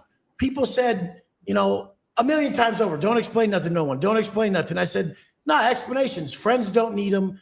Enemies won't believe them. So, I mean, the whole point is, though, I want to give them to my friends. I want to give them to my followers. And guess what? I want to give them to the world so that everyone can see from our perspective why we're still together. Yeah, 100%. Angie, take pause it real quick. So he said they're together for the 75th time. So have they just broken up constantly? Yeah. They've been breaking off and on, which is that's what I mean about. Go ahead. Sorry. I just think that's the beginning of the end of a relationship once you start doing off on. Well, like I said, these are very chaotic relationships, but there's something that keeps bringing them back. And my guess is they use each other as narcissistic supply. What narcissistic supply is there's two types. You either get validation from someone and you can never get enough if you're a narcissist. It's like a black hole. No matter how much goes in, you still need more. You're still sucking in more.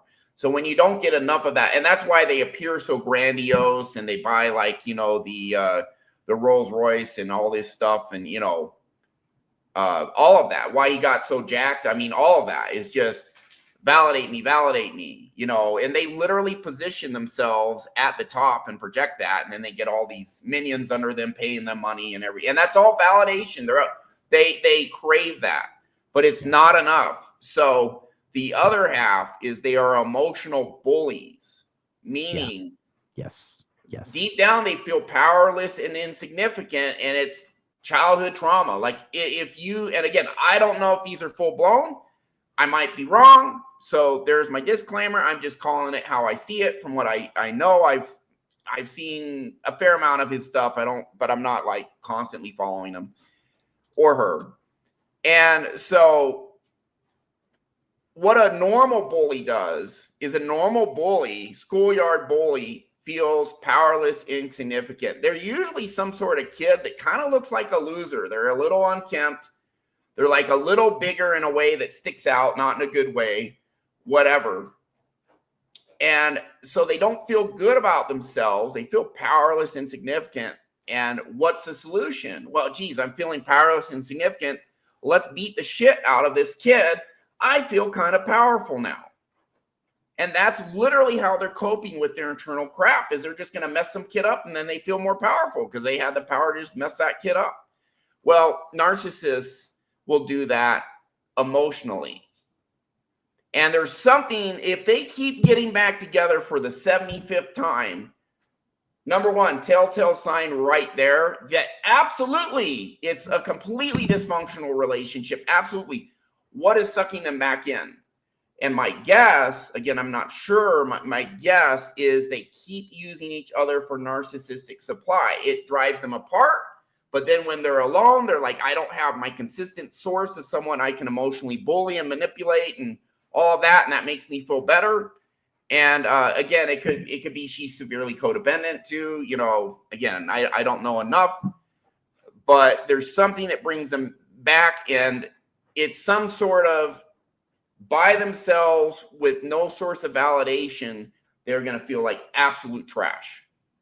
And so they need this other person to be able to either bully them or sometimes a narcissist will love bomb and validate that other person, give that other person that drug of validation. So they're using each other for this source of really sick, twisted validation, whether it's emotional bullying or love bombing, get validated or whatever. But at the same time, because it is all this internal trauma from child abuse, whatnot, it's causing massive problems. Yeah. They really are no good for each other. That's obvious. Yeah. They are really, it's obvious. If they have 75 breakups, obviously there's a lot of drama in there, a lot of torture, a lot of abusing each other, a lot of crap. What sucks each other? What keeps them coming back? Well, apparently they are each a reliable source of narcissistic supply. How do you see this ending? for both of them? He may, well, again, I don't know enough to say for sure. They can stay together for a long ass time, but just be extremely traumatized. That can happen if they're both narcissists. They have to be certain types, but again, it could happen. Or it could be at some point, Wes finds someone better and then just completely discards or tosses her to the side. It's really hard to say. It's really hard to say. It could go either way. The tendency is at some point they do break up. That's a tendency, but not always. So Richard Grannon talks about these type of. It's not very common to have two narcissists to get together. Again, she may be like severely. It's on a spectrum. She may be severe codependent and a narcissist, and then he's just a narcissist. I mean, again, I don't know enough. But Richard Grannon talks about these types of relationships and how they can actually be stable, but really sick and twisted, how they keep abusing each other to get that supply from each other, but it also involves torturing each other. I mean, it's a mess. It absolutely is. Yeah, I just want to make a clarification to Jordan Royale in the chat. It says, "Stop being feminine. Narcissist is a female's catch-all word." No, you gotta. I know you just got here, so and I know you want to give your commentary. Oh, you just hit your. I think you unplugged your microphone. But what we're talking about, actually, we're 1 hour and 40 minutes into this video. I know you must have just got here, but we're talking about is textbook narcissism on both of their sides. And these are actually I'm working with Ryan Fowler, who's a specialist in this. And this is his whole business, is dealing with people who have abuse from narcissistic parents, narcissistic mothers, narcissistic fathers. And, just take a look here because you can see the problems that Wes has. And the problem with narcissists is they have such a gigantic ego, is like you just can't tell them nothing. And then if you're a guy that like you just can't, nobody can tell you anything, and you're impossible to deal with, you're impossible to coach, you just become this insufferable void that nobody wants to be around. And then from there, you're like, again, nobody wants to be around you, and you're going to end up alone. And the only people who do want to be around you end up being people that want to manipulate you, that want to finesse you, that want to extract from you. And he is a prime target for extraction because he apparently has a lot of money. So it seems. So Ryan is going to figure out his mic. I think he just pulled his mic out by accident. But you got to unmute yourself there, Ryan, if you're reconnected. Okay, can you hear me again? Yeah, go ahead. Test 1, 2. Yeah, so I will agree. I think you gotta reselect it now. Okay, cool. In your settings, you're such a caveman. You're just like flailing around and ripping things out. I love it. The passion of the message. While Ryan's figuring that out, all right. There you go. Your StreamYard's weird every time it puts the crappy mic on. You should be able to hear me now, right? Yep. It's because you're coming in as a guest. I would say he's somewhat right. The term narcissism is overused and by a lot of people that don't understand it. But at the same time, if you look at I have a show every Saturday. We just covered narcissism with Dr. Ramani at UC Davis, professor, one of the world's probably considered the #1 authority on narcissism in the world. And she says, especially in the age of Instagram, YouTube, TikTok, that now 1 in 6 people have strong narcissistic traits and 1 in 10 have a full-blown disorder. Yeah. And so it has become progressively more common in our society. Yeah. And I guarantee you, everyone here knows multiple people with the disorder. Yep. But there actually are narcissists who will call other people narcissist. Yeah. To direct away from them. And there are a lot of women will just throw that on any guy they don't like. Yeah, I agree with that. This is not something that's rare though. And my mom had the disorder, so I'm very, very, very familiar. I've done a lot of research. I help people psychologically for a living, although I'm not a licensed psychologist, taking a different approach. So yeah, I do have some knowledge here. Okay, let's go to this. Like they literally talked for 1 minute. You had so much to say. I mean, just shows you, A, how much of an expert you are, and then B, just how much trauma these people have to unfold here. Yeah, they do have the world is clawing at hearing more from Miss Angie. Give it to them. Nice. Well, my name is Angie, and this is my 75th time being back with Wes, and it's a pleasure to be here. I appreciate that, and I want to make something clear. Behind the scenes, I have had a different perspective. I've seen all the disgusting things on the internet, all the false information. Here to clear the air and tell the truth about behind the scenes what people really don't know. So we don't say it enough. Not that you would believe it, but you're going to hear it from the horse's mouth, exactly their perspective. So right off the bat, how did you two meet? Dude, honestly, I used to answer my own leads on Go High Level. I just recently started having closers in there, but Go High Level is where people come through to buy your product or service. And I read and I'm like, oh, this girl is telling me that she wants to become a coach. And then she's saying she's a dancer in Vegas and she's recently pregnant and she needs to get out of dancing and that she wants my help to build her coaching program. And I'm like, oh, she's a dancer. I'm like, so you're a stripper? And they're just like, and she's just like, I'm a dancer, like didn't really say it at first. And then when I logged her into my program, she honestly took her picture. So obviously, Ryan, not gonna really delve too deep into it, but I would argue, and I think you would agree with me, that the majority of women that are strippers are traumatized individuals. Oh my goodness. They are trained to be manipulators. That's how they make their money. Like very toxic manipulators. Man. Yeah. And they're I've known strippers, man. Trump, man. Yeah. I've never met a stripper who is emotionally healthy. I don't know a ton of them. I know I've met like 3 or 4, but they were all messed up. And then this is why I'd say as well that, like, Wes Watson entitled this, he has no game, because a mentally healthy guy, a guy with solid game, knows I'm not going to fall in love with a stripper. Yeah. That's like learn game day one. Don't fall in love with sex workers. They're to the point they can't separate like transactional manipulation, love, whatever you want to call it, from true love, non-transactional.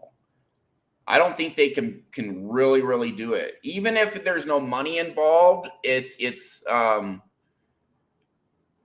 still transactional. It's just other stuff going on. Like I need a love bomb hit from this guy. I need a validational hit. I've actually done sessions for porn stars who male and female. I've done male and female porn stars, and they've told me about the industry, and everyone in the industry is screwed up. Like everyone. I want to show you something that I just found. Okay. You're probably gonna you're either gonna get triggered or I don't know. But we'll see. This is her Instagram, and it says here, inner child healing. Well, yeah. So I've known people who were extremely codependent and extremely wounded inside who get with a spiritual healer that is just a raging narcissist. There is a Hulu documentary, I think it's called The Deep End, about Teal Swan. Mm-hmm. Have you heard about her? She's got a couple million followers on a YouTube channel. She's a spiritual healer. Watch that documentary. That's a type of narcissist. Some narcissists are like, oh, I'm grandiose. I make so much money. I'm larger than life. And they may be real, or they may just be fronting and faking it. But some will come off as unusually spiritual or righteous or loving. I would say women kind of lean more in that, but it can be guys too. You can be like some priest who's extremely popular and you pretend to be so righteous, but then really you're like a pedophile. Go, keep going. I gotta grab the door real quick. Yeah, no problem. So there are different ways different narcissists will project to the world some sort of ideal archetype. So they can be that I'm this spiritual guru. I'm a, inner world healer. Freaking cult leaders. You think there's no narcissism there, but how do they portray themselves to the world that they're this righteous, holy, spiritual person? You look at the NXIVM cult. I believe it was HBO Max has there's I think 2 documentaries about Keith Raniere of NXIVM, and they actually used some hypnosis. They actually did heal some people to a point, but he's in prison now because he's just straight up probably a narcissistic sociopath. Portrays himself to the world as kind of like a type of savior. So they're not always, I'm a multi-millionaire or multi-billionaire great guy. They can come off as very religiously devout or spiritual or very kind or very altruistic. They're going to fit some sort of ideal archetype. Yeah, I just think it's funny. This is like a fat person saying I'm a personal trainer. Like, I think she means well for sure, but she is saying she's an inner child, healing. She hasn't even healed her inner child, because a healthy woman would not stay with Wes Watson for 1 second. Yeah, and I am always suspicious of women who spend an unusual amount of time looking perfect, like they're constantly in the gym.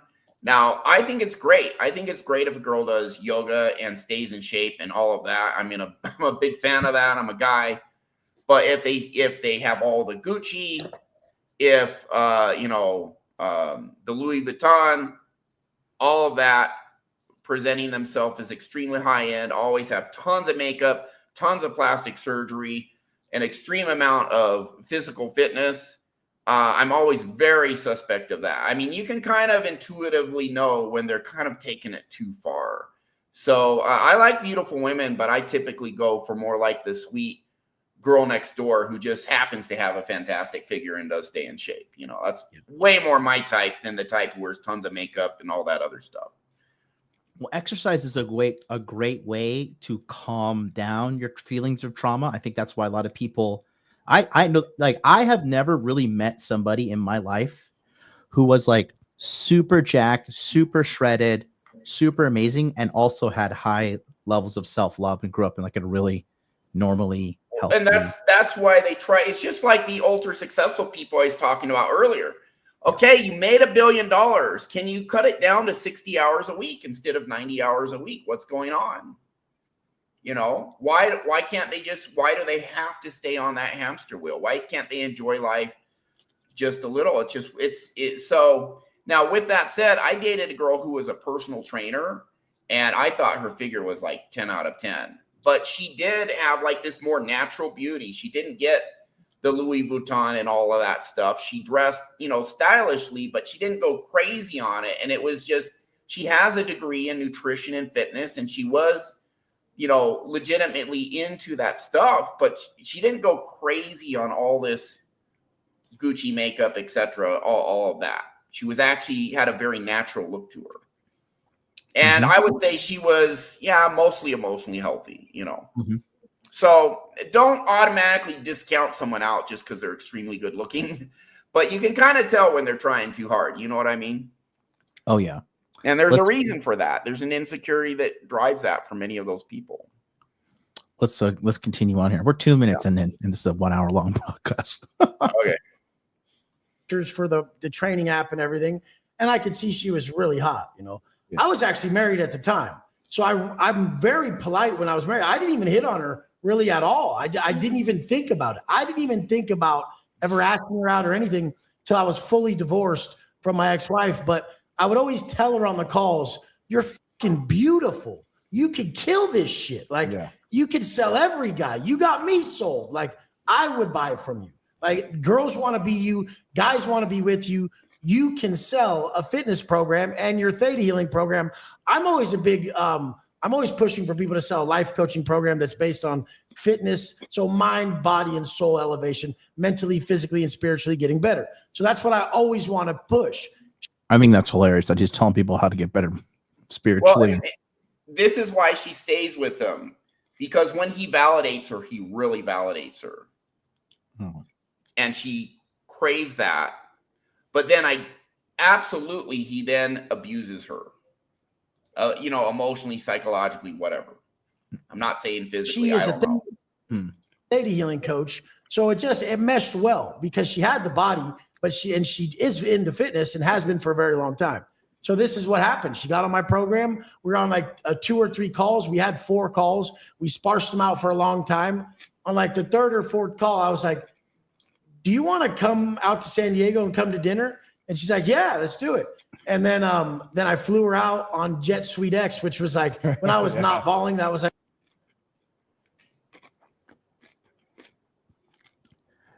This is why there's a problem. Yeah. With women flying out strippers for first dates.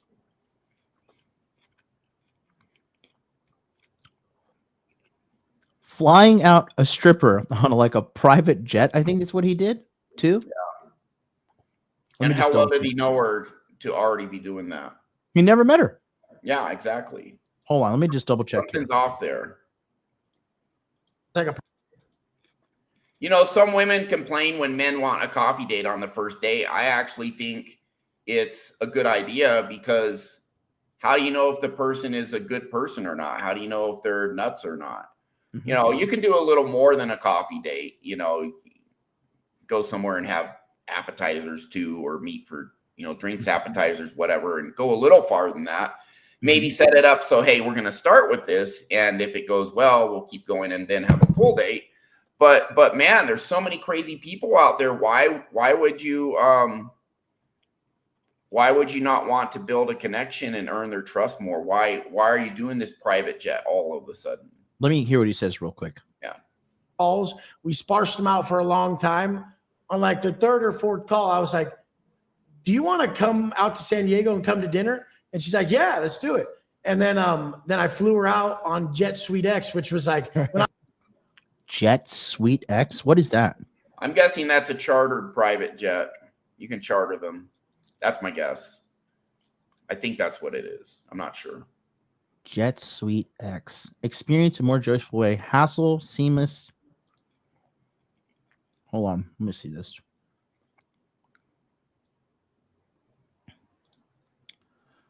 You're probably looking at 30 to 50 grand, maybe 60 for a charter jet. Depends on what you're doing. Where are you going? What kind of jet? Hold on.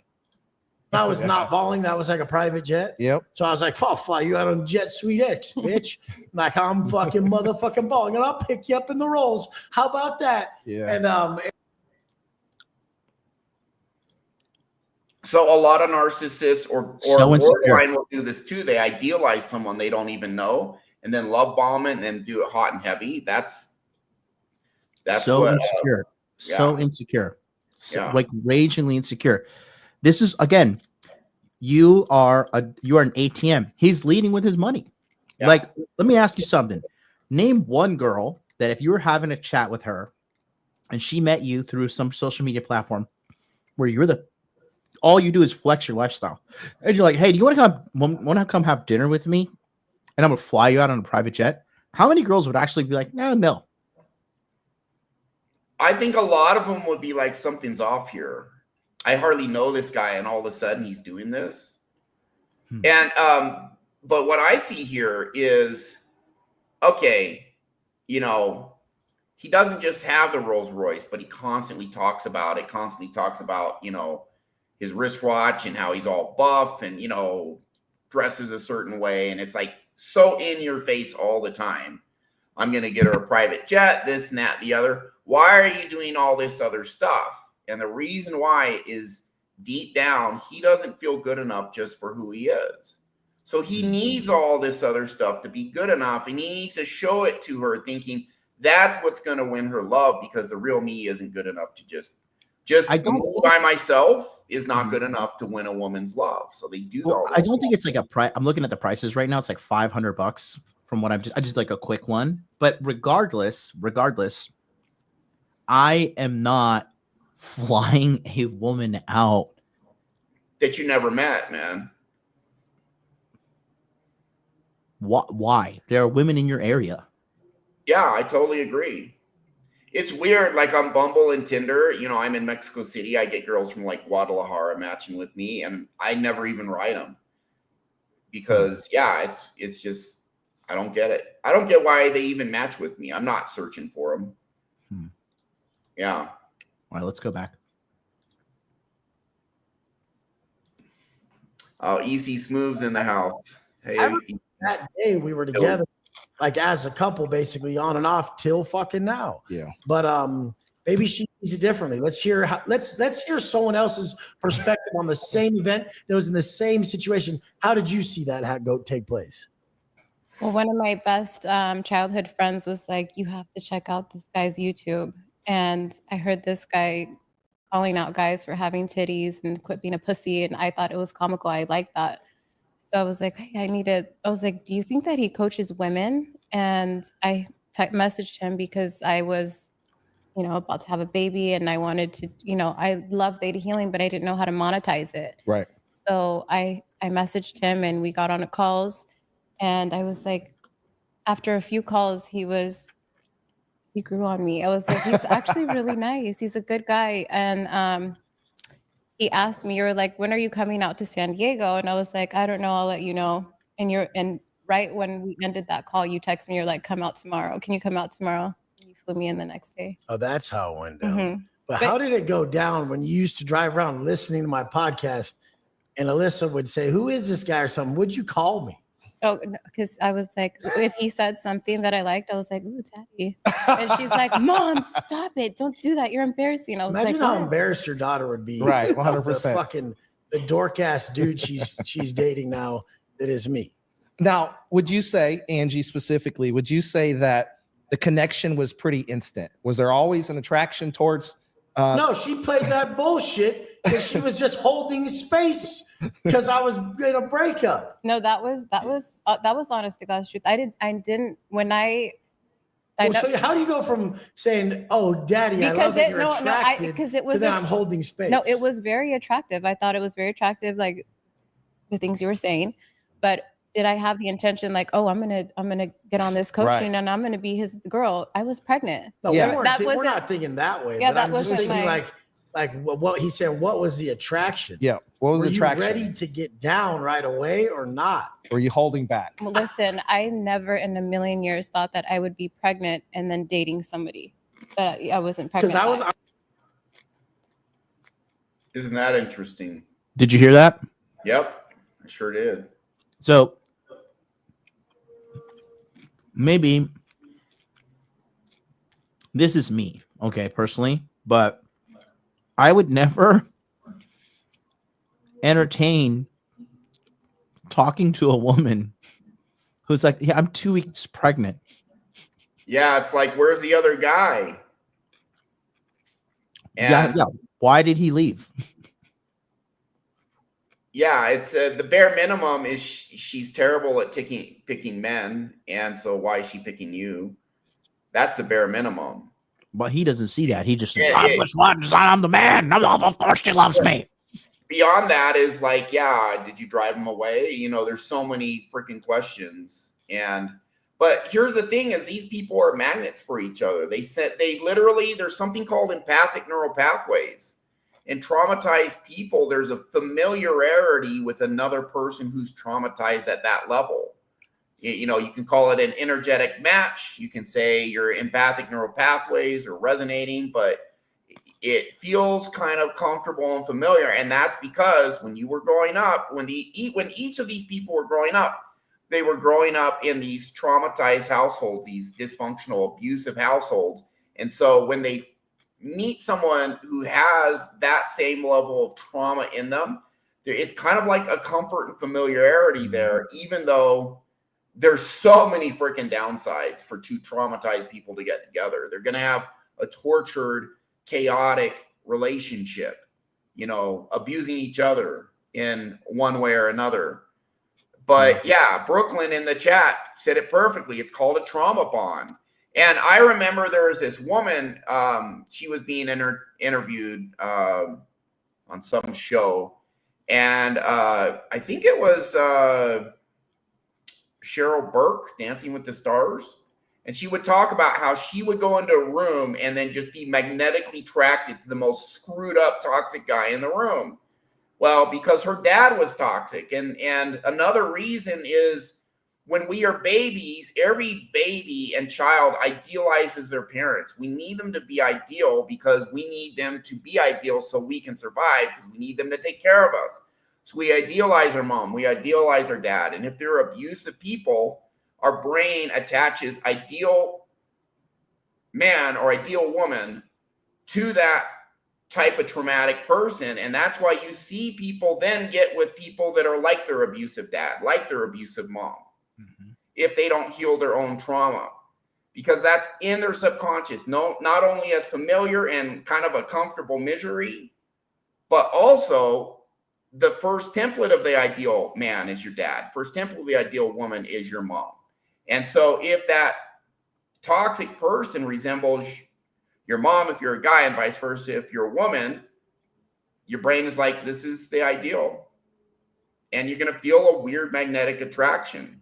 And you can be trauma bonded. Narcissists can trauma bond to each other because they're using each other for validation and narcissistic supply, but then they're abusing the other person to get narcissistic supply too. And so they torture each other and validate each other at the same time, or they take turns. It's just a mess. I'm a rare individual. I Go ahead. Literally, Sorry. she was pregnant, and I was like, I'll take care of the baby. Right. It's not my. Immediately saying, I'll take care of the baby, which is just so needy. It's so needy. Yeah, I mean, these guys are extremely traumatized, and they'll probably, they probably would never do a session with me, you know. She was not my kid, and now she's literally the best part of our lives. And I get so much fucking shit talk to me online, like I'm like a simp or I'm a lame or this or that. You know, never in my life have I ever saw a guy step in and take care of a child financially as any sort of anything negative. These people who are like that, what the fuck is the matter with you guys? Yeah, 100%. Like it is so crazy that a man could ever shun another man, speak negatively on another man that stepped in to take care of a beautiful child financially. What the fuck is the matter with our world? And if you, so I agree with him here. I agree with him here. It's not a bad thing, but the thing is, he had 4 phone calls with this girl, flew her out in a jet, said, I'll take care of your baby. It's just. I actually, go ahead. I'm sorry. I just think that there's no self-preservation there. There's no protection. Like, it's immediately like, yeah, oh, I'll just hey, we better double check and make sure this is a good person before I let them get that close to me. Exactly. Yes. If I'm going to be like, okay, look, I'm just going to be like, wait a minute. If a girl tells me I'm broke, I'm a stripper, and I'm pregnant, okay, I want to take care of you. Yeah, red flag, red flag, red flag. Oh, don't worry about it. Boom. Let's go. Yeah. Yeah, healthy people have so there are people who won't trust someone no matter what. And then there's people where they just they have no boundaries and they let the predatory people right in because they're so desperate for love or whatever. Well, in the middle is actually a healthy person where they are willing to learn to trust someone, where the emotional intimacy is built over time, a bond naturally develops, and the trust is earned. Yes. And that's how an emotionally healthy person ends up with another emotionally healthy person. Because that approach allows you to filter out the toxic people. Yeah. And a lot of toxic people you can filter out first, second, third date, but some are pretty damn good and it will take longer. Yeah, for sure. Yeah. That's for sure. But it just, in my opinion, it's like, if you meet a girl and she's immediately submissive and really like upfront, like, I will cook for you, I will clean for you, and like you're literally your first time meeting her, like he's saying. Yeah. And this is love bombing. That's a red flag. Yeah. I don't care what anybody says. That's a fucking red flag. Yeah. You guys ever see that shit? Chop that motherfucking shit real quick and tell that person who the fuck they are. Because guess what? There's a lot of shitty men in this world, and there's very few men that will really step up. I agree 100%. And here's something that the audience might not know is that I know when a father is glowing around a daughter. And I have brought tears to my eyes seeing Wes interact with the baby. And both the girls, I know he loves both the girls, but a baby does something different to a hard man. I can tell you that right now. And I see that in Wes Watson and his interactions with the baby. So well, you have to. There's nothing more authentic about a kid's love. You guys all should learn from children. They're just an outward flow of exactly how they feel. And everybody nowadays, or everyone when they get older, they're all protected, they're all guarded, they're all fucked up. Yeah. And people like me who are really authentically themselves, we thrive in life. Like children thrive and they grow because they're not holding themselves back. There's zero fear. And everybody, once they get to a certain point in life, they've built up all these fears, all these negative narratives that they tell themselves about themselves. And they've truly just destroyed all the magic of life. And that's why they don't progress. I swear on everything, that is what holds them back the most is fear. And what Angie taught me one time was one of my favorite sayings was, fear is what if, all the what if scenarios you make up as an adult and as a dipshit motherfucker like most of you guys out there who aren't where you want to be in life. And even if is faith. Right. So you guys operate from that even if mindset more every time you're starting to create a negative narrative, every time you're creating one of those imaginary evils. Then just say, even if that does happen, this is how I'm going to react instead of what if, and then you're broken. I learned that from her and I monetized it, made a bunch of money off it. So that's why I tell her she should fucking teach people because a lot of shit I've actually learned from her.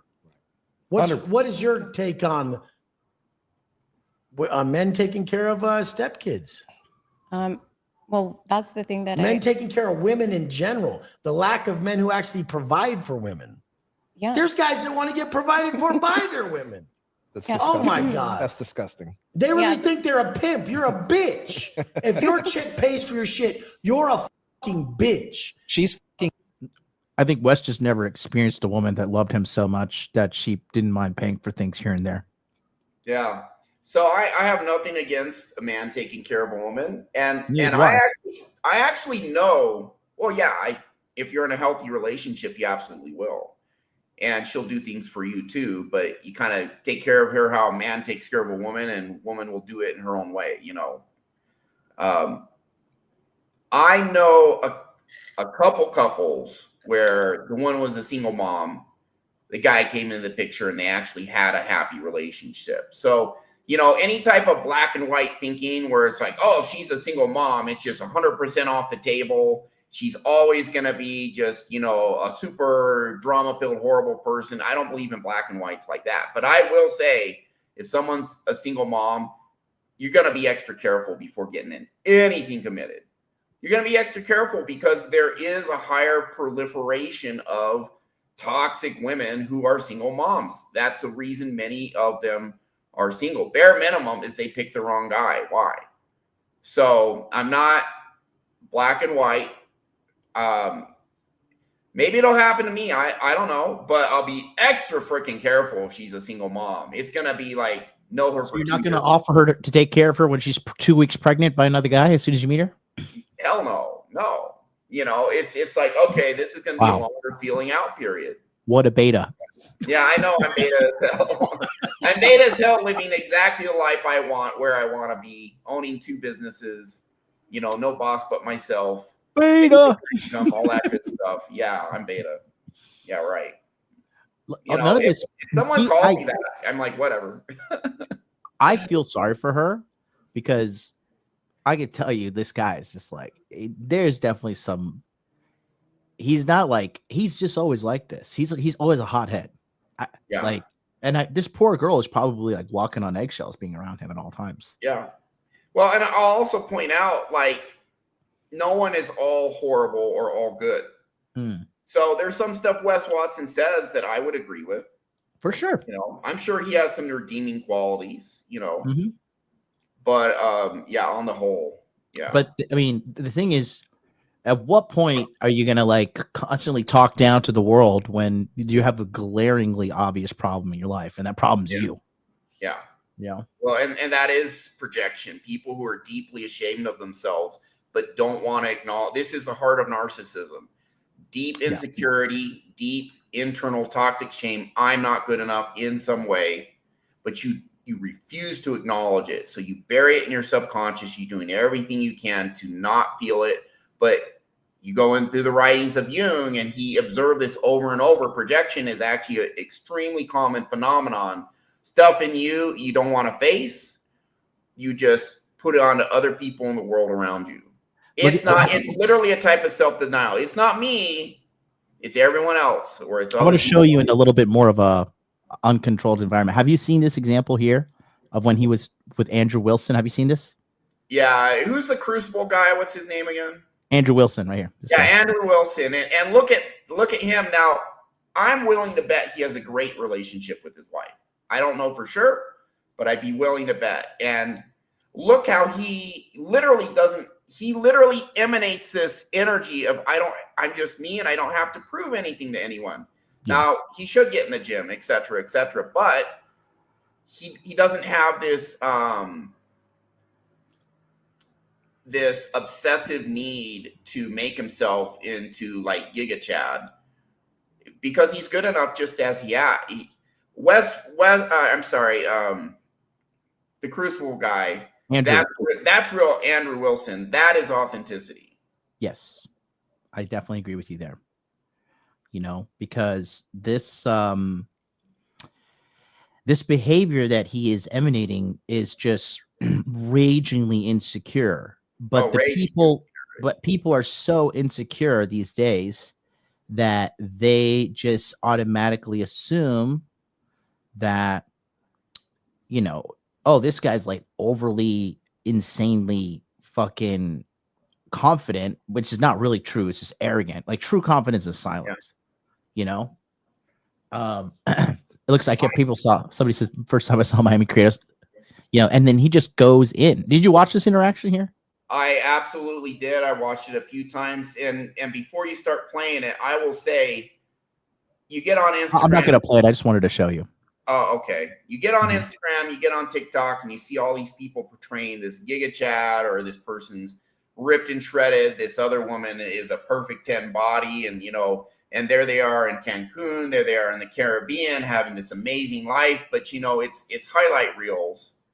And I've talked to some of these people. I have insecure people who outwardly look amazing come to me for sessions, advice, etc. And they will actually talk about how they meticulously frame each shot, and it's like they're on a movie set. Yeah, you know, there is that level of. I mean, they'll spend an hour or two just setting up everything just perfect, and then take that Instagram photo. And that, I believe, being portrayed to the world and being portrayed as common on Instagram and all these other, you know, TikTok, etc. I think that is a big reason why 57% of teenage girls, this is a CDC statistic, feel hopeless, and 29% of adolescent boys.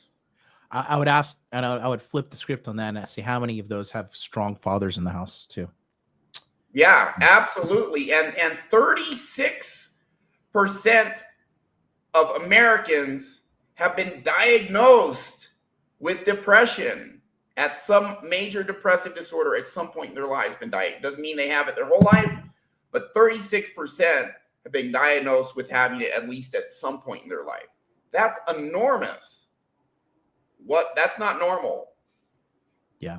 And I think he talks about authenticity and stuff too. And I wonder, like, does he tell people that he takes steroids? Because this motherfucker is 100% on steroids. He has no idea what authenticity is, because his entire identity is built around portraying Giga Chad to the world. Superiority. Yep. But authenticity is becoming a buzzword. And so he's using it as a buzzword. wear the pants and you think you're winning. You're That's a clown. I honestly, guys that do that, I'm like, you're my son. Like, because I have a son who's older, I could never take care of a man like that's weird. But one of the things that really made me fall in love with you right away, or your being, was that I told you my situation with my daughter, and you were like, I commend you for not getting an abortion because so many people were against me keeping the baby. And I respected that so much because I kept praying all the time, and I've read somebody said this in the chat, and I just verified it too. Apparently, her son is in jail. Man, yeah, it's I don't know if that's true. I think she mentioned it. And they'll use the nice words now, like, oh, your being, your essence, and they sound like she was talking. They'll say that, but then it's not congruent with the rest of their life. You see the constant drama and messes in their life. Again, if you want to see high-level narcissist who appears very put together on the outside, Teal Swan and go to Hulu and watch The Deep End, the documentary. You'll see both sides of her, and you'll be like, holy crap. Send that to me later, but I want to do this. Yeah, okay. I got to go, but this is good. Okay. God tell me, like, it's you and God. And then I met you. And just when everything happened, I was like, wow, God really had my back by bringing me somebody to support me to take care of this beautiful blessing that I had. So that's egotistical as fuck. Oh, God sent this man to take care of me because I'm that great. Well, and they're using all these buzzwords because the buzzwords sound cool, you know? That's what really, my mind that's what went got to my some heart. way off place when you were talking. It was all bad. No, this is me. No, my mind went to a way off place when you were talking because I was like, you know, not having an abortion is the most commendable thing ever, and Luna's the biggest blessing in our lives, and I'll take care of her till the day I die. And even when we were broken up, fuck anybody who talks shit, I was helping, right? I was helping the whole fucking time. I mean, there were months where we didn't talk, but if she ever hit me up, was like, we're struggling, I sent funds. Yeah. That's why I broke up with my last chick, because she found out that I sent money to her probably 20 days before that. And the bitch was so greedy. She was like, you could have given me that money. And it's like, fuck, dude, there was. That's no. Like, and so much what they're saying is incongruent. Oh, I'm such a caring person. I'll take care of this girl till the day I die. I'm such a loving person. And then you look at his behavior in other contexts, treating people like dirt. I mean, there is massive incongruence between Billy just confirmed it. And what they do in other situations. Billy Patterson is the researcher, live researcher for the channel here, head moderator, and he just confirmed her son is in jail. So again, like, it's not a coincidence that he invited this woman into his life, and there's more trouble, and she's not this innocent doe victim that's like, oh, I'm just such a terrible person, like, you know. And then again, look, if you cut off a girl, like, you cut off everything. Right? If you guys, like, we're broken up, but she's like, hey, can you send me money? And the kid's not even yours. If it's your kid, it's another story. But if you're broken up, she's living outside, you guys are officially broken up, she's out here dating other guys, and then she asks you for money, like, you are lacking real understanding of the world. Like, it's not like you have no self-respect. That is, like, it's not okay. Like, you have to have boundaries. You have to have healthy boundaries. I feel sorry for all of these people because I know they're like tortured souls, but there's some people you cannot let in your life because you know they're just going to screw you over, you know? And yeah, you do have to have boundaries and get them out of your life. And how many women, you know, say things to get a guy's money and they're just making it up, you know? You got to earn people's trust. If I cut her out, you know, probably trust isn't there. That's probably for the baby's birthday. I happened to call her on the baby's birthday, January 7th. And I was like, oh, it's her birthday. Go buy her a gift and pay some bills. Right. And that was like 5 G's or something. That's lowball, you know, you guys, but the whole thing, $5,000 is insane. Is like, people are like, Wes, why don't you have your own kids? Why don't you have your own kids?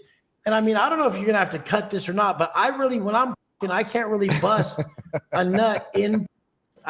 I would say it's because of all the steroids and growth hormone and everything you're taking have nuked your nuts. Very well could be. Just it's really hard for me. How often do I actually bust a nut when we're and to talk like this in public with your girl is also just very crass and unsophisticated. Really weird. Yeah. 1 out of every 5. So I don't know if I really am not fertile or if it's me not trying enough. Yeah. But I mean, maybe one day her sister actually is a surrogate to like many kids.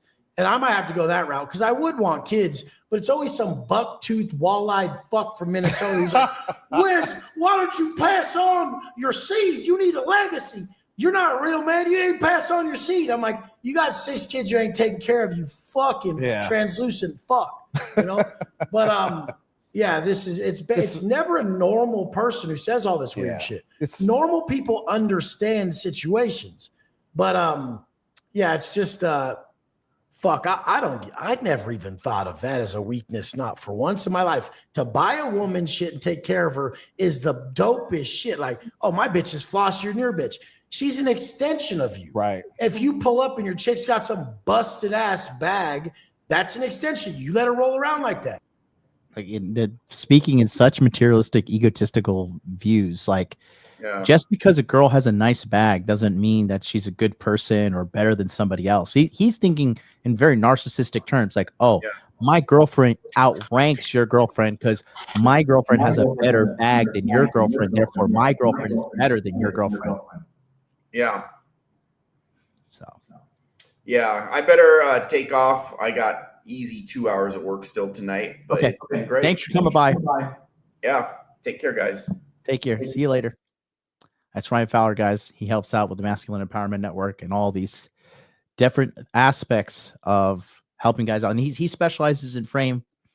And when I first started the channel, my inner game was pretty rocky, because I come from traumatized household. Mom's fucking crazy when we were growing up. Still have to mitigate that here and there with her.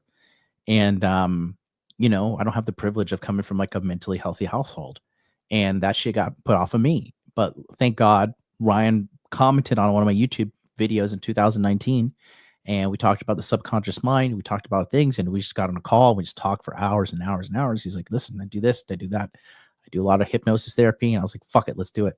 I want to get better, because I'll do whatever it takes to improve myself and to, optimize my message as a leader of men.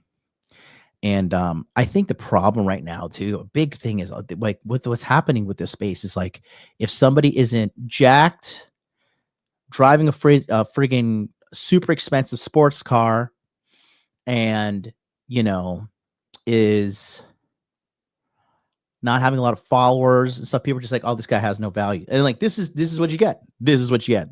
This is what has been rose to the top, because he's loud, he's obnoxious, he's wearing all these brands and chains and stuff.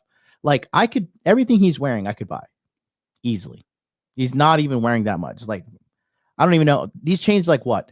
Even if each of these chains is $100,000, I could buy that shit.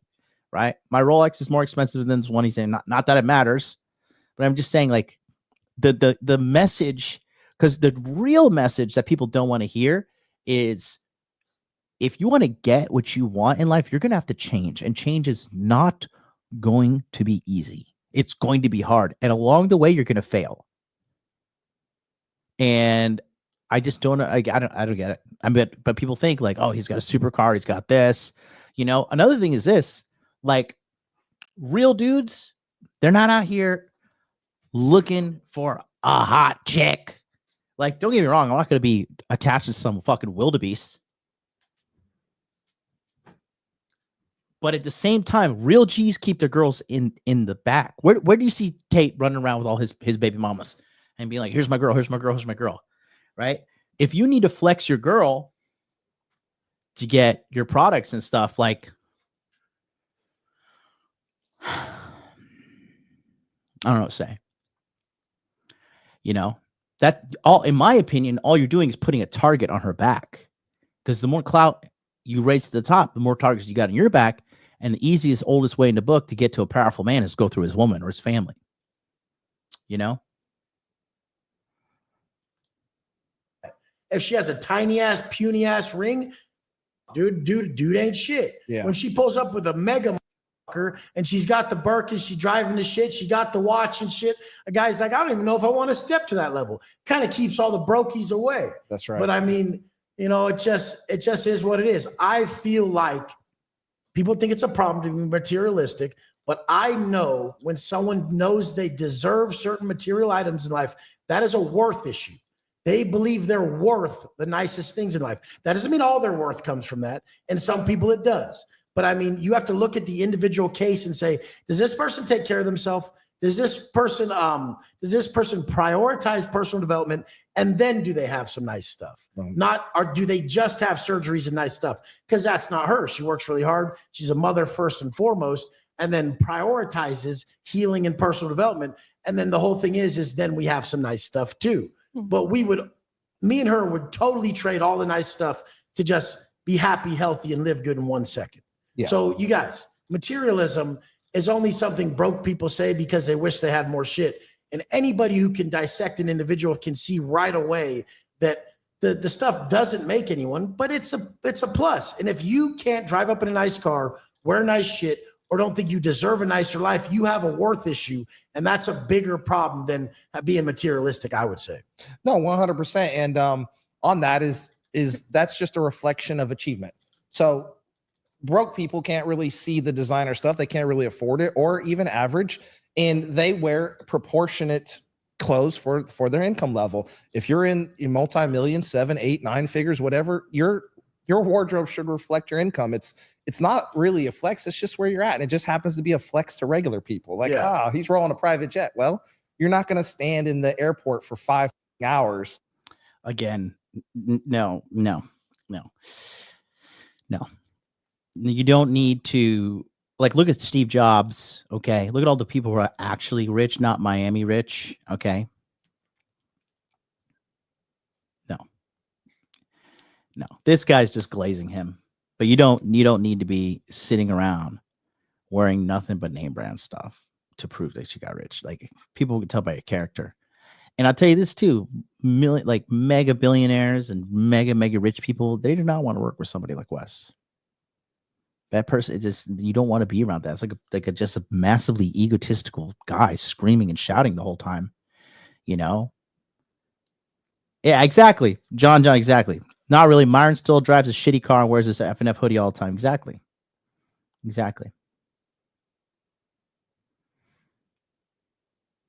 And again, and actually the data is completely counterintuitive too. You talk about, because the more you spend on a wedding and wedding ring and all that, it's actually more likely you're going to break up. Just clear data that he's just overlooking. And deal with regular people. Your time's too expensive. Dude, a normal commercial flight is like a city bus flying through the air. Yeah. Do you ride the city bus? No. It's a bunch of mentally ill motherfuckers on that shit, right, peeing on themselves and yelling at each other. But I mean, that's the same thing as a commercial flight, basically. That's why there's always. It's not. No, it's not. It's not. There's mega rich people. I saw Booker T on a friggin' commercial flight. Okay. No. I would not be surprised if Wes Watson is broke in a couple of years, because this is unsustainable. This over flexing, spending your money on fucking literal strippers, and no. These problems on them. Yeah. I mean, but whatever the fuck. I don't fly anywhere because I won't fly commercial. And if I fly somewhere, it better be worth $100,000. Yeah. Because I don't want to go anywhere that bad. I like Miami. I like my fucking life. The only place I would fly for $100,000 is to see them. Yeah. And it's just because I won't be caught dead on a commercial flight. I might die on one. That makes sense. No, you actually might, or worse. So let's go back. A lot of the audience doesn't really know about you. We need to ask Angie your backstory. So what does your life look like, your family life before Wes? Back when you were a kid, how did you get into dancing? What was your parents, your family life, children, brothers, sisters? So give us some kind of backstory into who you really are and where you come from. Perfect. So I grew up in dysfunction. My parents divorced when I was 3 years old. There it is. I grew up in dysfunction. just a lot of people have a different level of growth, like emotionally. So they just weren't developed in that area. So I had to grow up very fast. I was a product of my environment. Everybody was doing drugs and hanging out with all the gangster guys and stuff. So I had lowriders at a young age. I was doing drugs at a young age. And I had my son very young, and he saved my life. He changed the course of my life for the better. But I think she didn't know how to say trajectory. But I still had the same programmings and the same mannerisms as my family. Every time I would go to discipline him, it'd be the same way that my parents did with me. So I caused a lot of the kind of trauma to my son. Translation: I beat the fuck out of my son When I was younger. So I knew that in order for me to be a better mom, I had to work on myself. And that's where I found healing, because I wanted to be good for my son. And so that's my story. So that's out of the love for my son. From San Diego.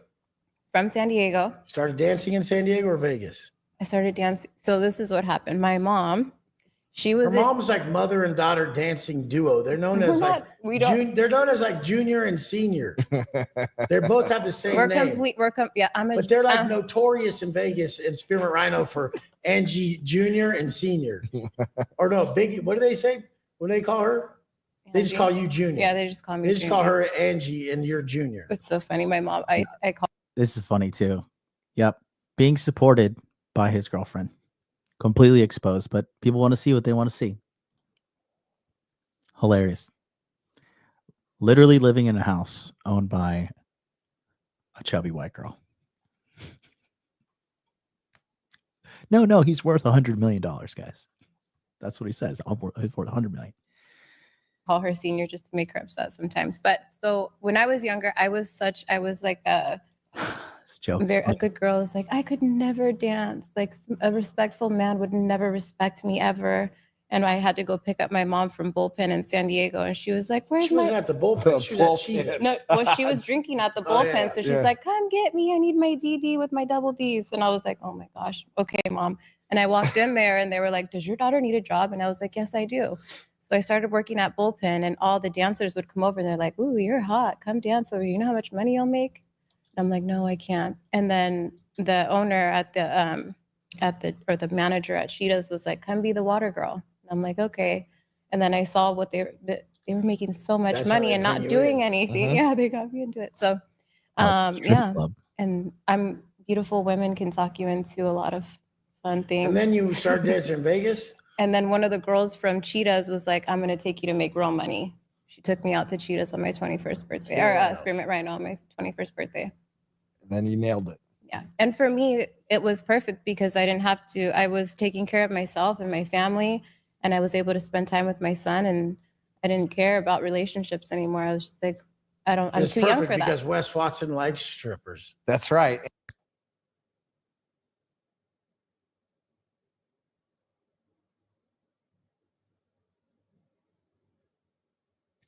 I've never watched this, by the way. Strippers and sex workers, deep in their subconscious, 9 times out of 10 hate men.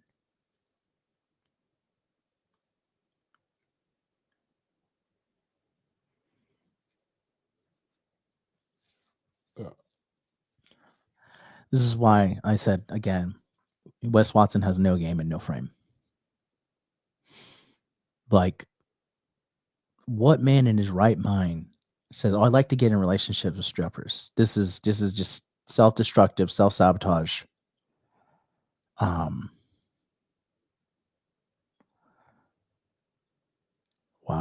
I didn't think it would be this bad.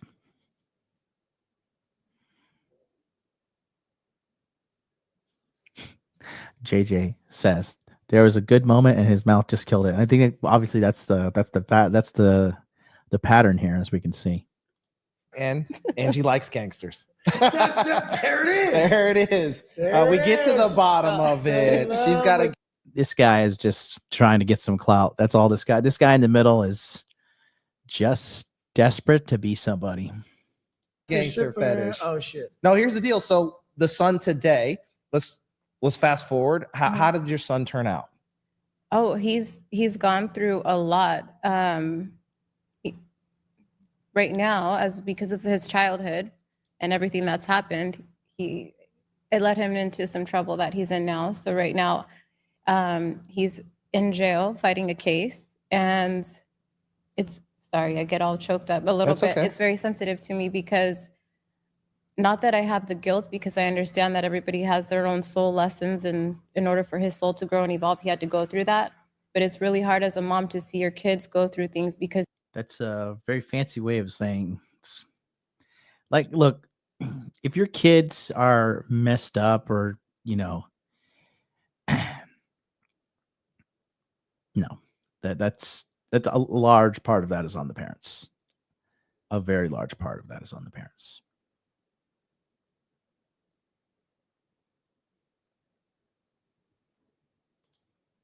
Because you were so young and naive, prior. This is why I'm so passionate about the inner child healing and healing on a subconscious level, because he'll be better from it. Right, he will. But as a mom, when you feel like men have to go through shit. Right. There's a reason there's a lot of pussy men out there. They never go through shit. Right. So, whatever life throws at you, is it really your parents' fault? Could they really have protected you, or was that God's path for you? Is it really you that was the problem? I'm sorry, but I just don't like people that blame everything on God too. Right? I don't. Don't use God as your fucking scapegoat. Okay? For the love of God. Okay? Don't use God as your scapegoat. Whichever God you worship. Okay? But no. Haram! No. Oh my God. This is just painful to endure and watch. I'll do it for you guys. You guys want me to keep going?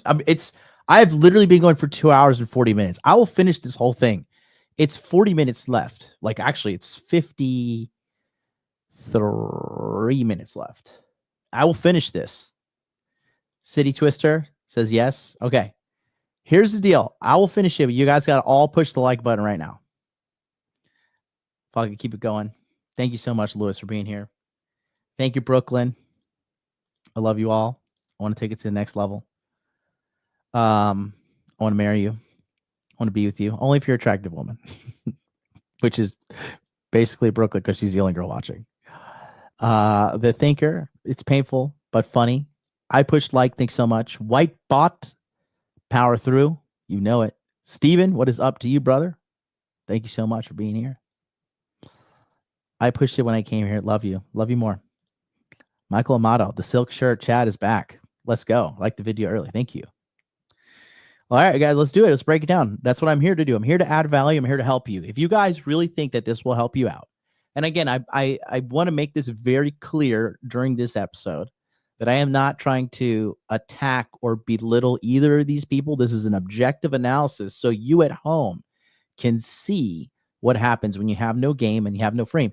Wes is 40. I don't believe that he's going to turn this around.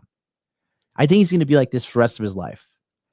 I can't believe you're a 40-year-old man saying I love strippers. You haven't learned life's lessons. And I'll just say this too. Okay. Now, if you were put into jail, unjustly, that's happened to me. That's happened to people I know when you're thrown into jail unjustly. But that's one thing. But when you brag about jail, all you're telling me is you're a dumb criminal that got caught. You're just stupid. Okay. It's not a flex at all. Or was everything ordained from the beginning that he has to walk this path to make a choice to be a man or not, to still be a wreck or not? And I really think that everybody is set out on a path from day one that if they make the right choices in those hard times, that's what shapes them. Right. Their thoughts and actions during times of adversity will shape them.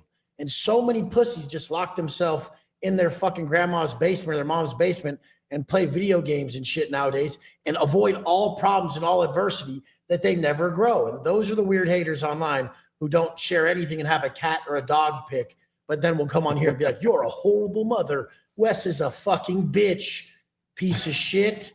These are the people who will do that. 100%. But normal people are like, No, shit happens in life. It's how you deal with it that makes you a fucking man or not. So I think it's gonna be good for him. I think so too. But as I think that a love for a child that a mother has, I think it's beautiful to feel that pain because now it has purpose. Because it brought me to what I love so much and how I can help other people. Yeah, it sucks. My mom had to go through that when I was in, and I mean, my brother in and out of jail and fucking being a fucking just drunk lunatic, like sleeping on the fucking ground outside, choosing to be homeless, coming back and just bashing their door down every fucking week. Like my parents didn't have it easy at all. Like they had a shit show of a life. Like, but the whole thing is life ain't perfect. And anybody who's willing to come online and share that their life ain't perfect, because all these pussies will act like they are, and they'll just get online and be like, my real estate content or buy my program. I know all this shit. Fuck you. Who the fuck are you, motherfucker?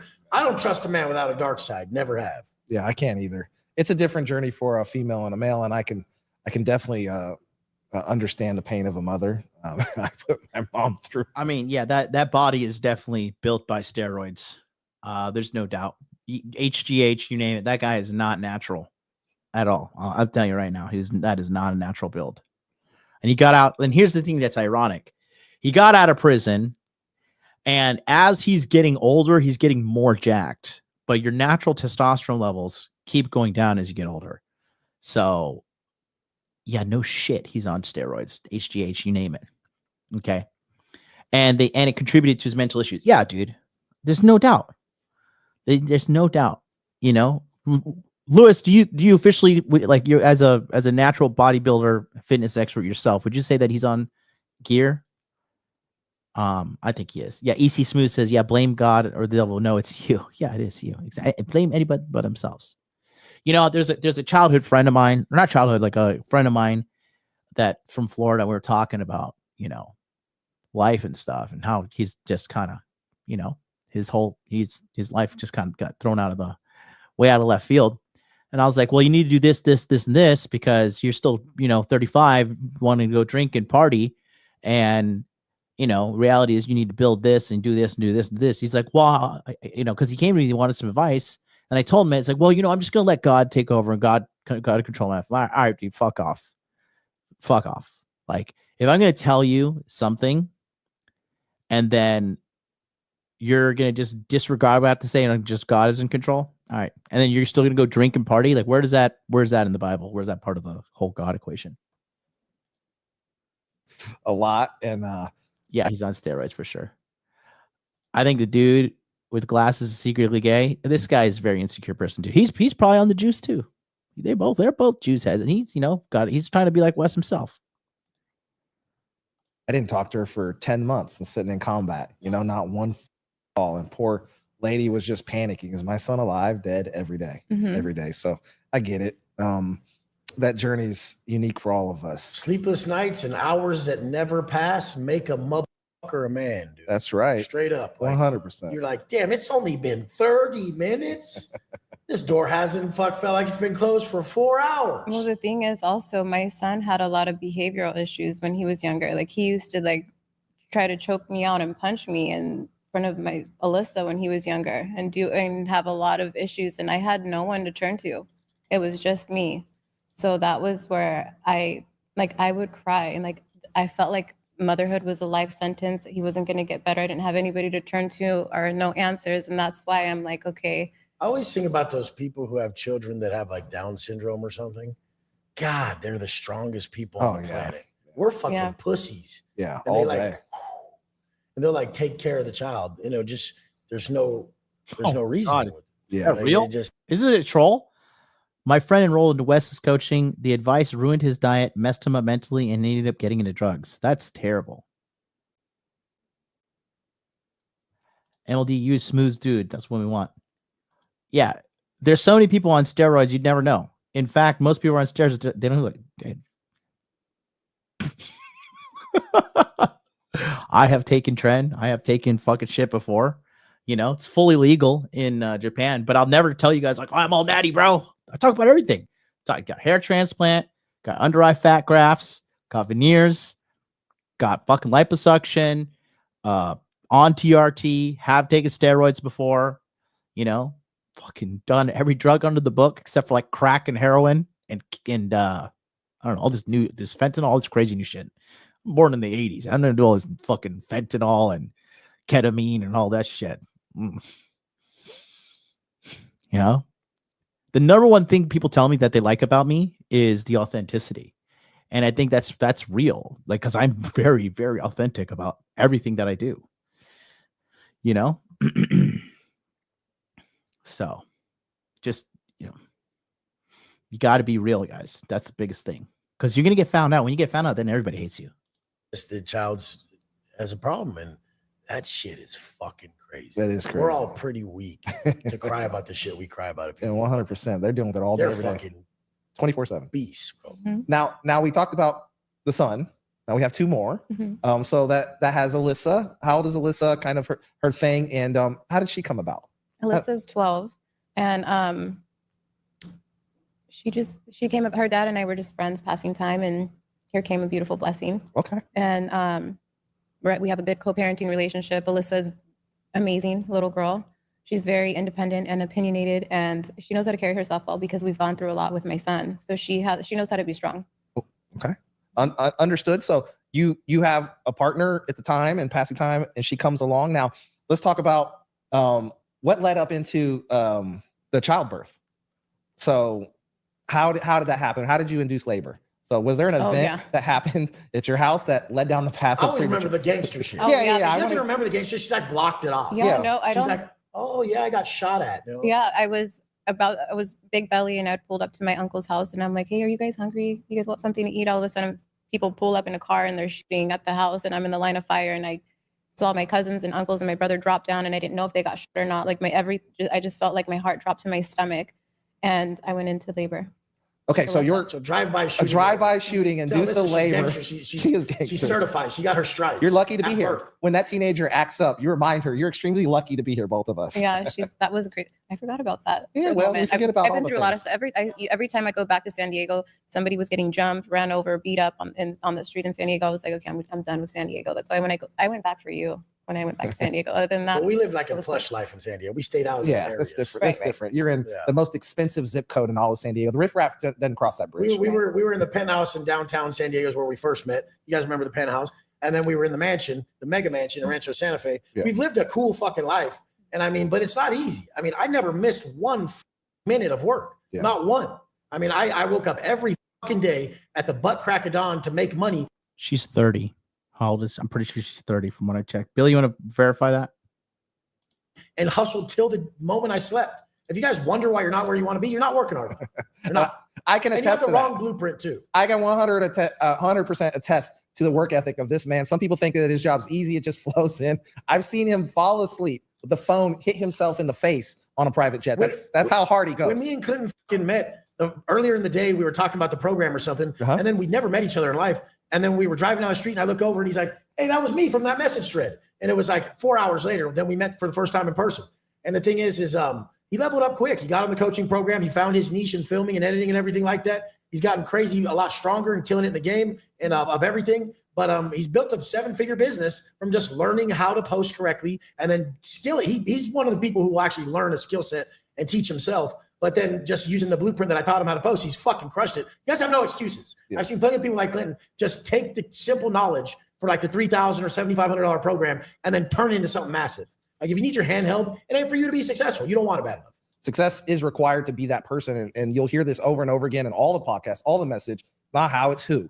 The characteristics of success and a winner are built in, and you apply that everywhere in your life. If you're not getting the success, then you're not applying what you could do. And that's what I learned from him is just apply. He was someone who wouldn't give up. I mean, he's in the military and shit and all that shit. It's just, you just don't get it out in prison or at war. You don't get to just quit.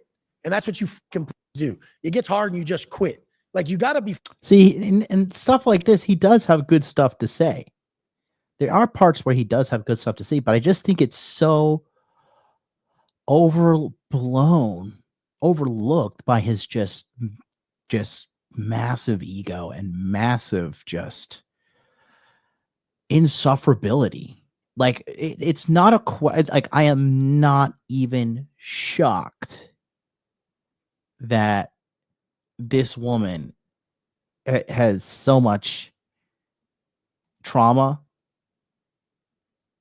in her life and is staying with this guy. Like a healthy woman would see this guy and run very far and very fast. Okay.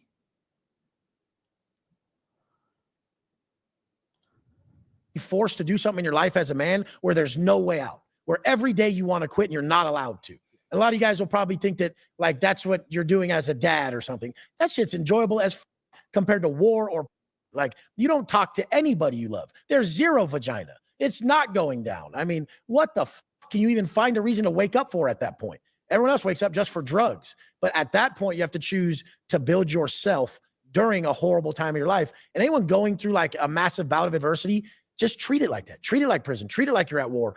You literally build yourself during this time of adversity. See it as a gift and use it to catapult yourself to the success you want. Because a lot of you pussies just want to make money. Why? Then you'll just be a pussy with money. Like no matter where you're going to be at, you'll still be there. And you'll just be one of these dorky ass squares like Daniel or something with his comb over who looks like his mama dressed him at Oshkosh Bagosh. And he's like, Wes, you're weird for fucking the chicks you choose, fake titties and stuff. I like my chicks regular. I'm like, yeah, Brenda's dope, bro. We're all gawking at her. Post her on your page and get the 3 likes and the fucking 5 dislikes, motherfucker. First of all, there's no dislike button. Second of all, again, you shall know them by their fruits. So Wes Watson has been continuously in tumultuous relationships.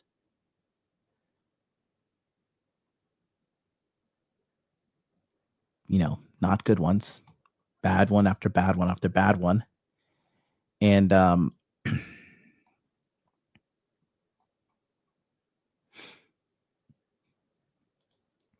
he's not qualified to give happy like relationship. He's focusing everything on looks, which is terrible.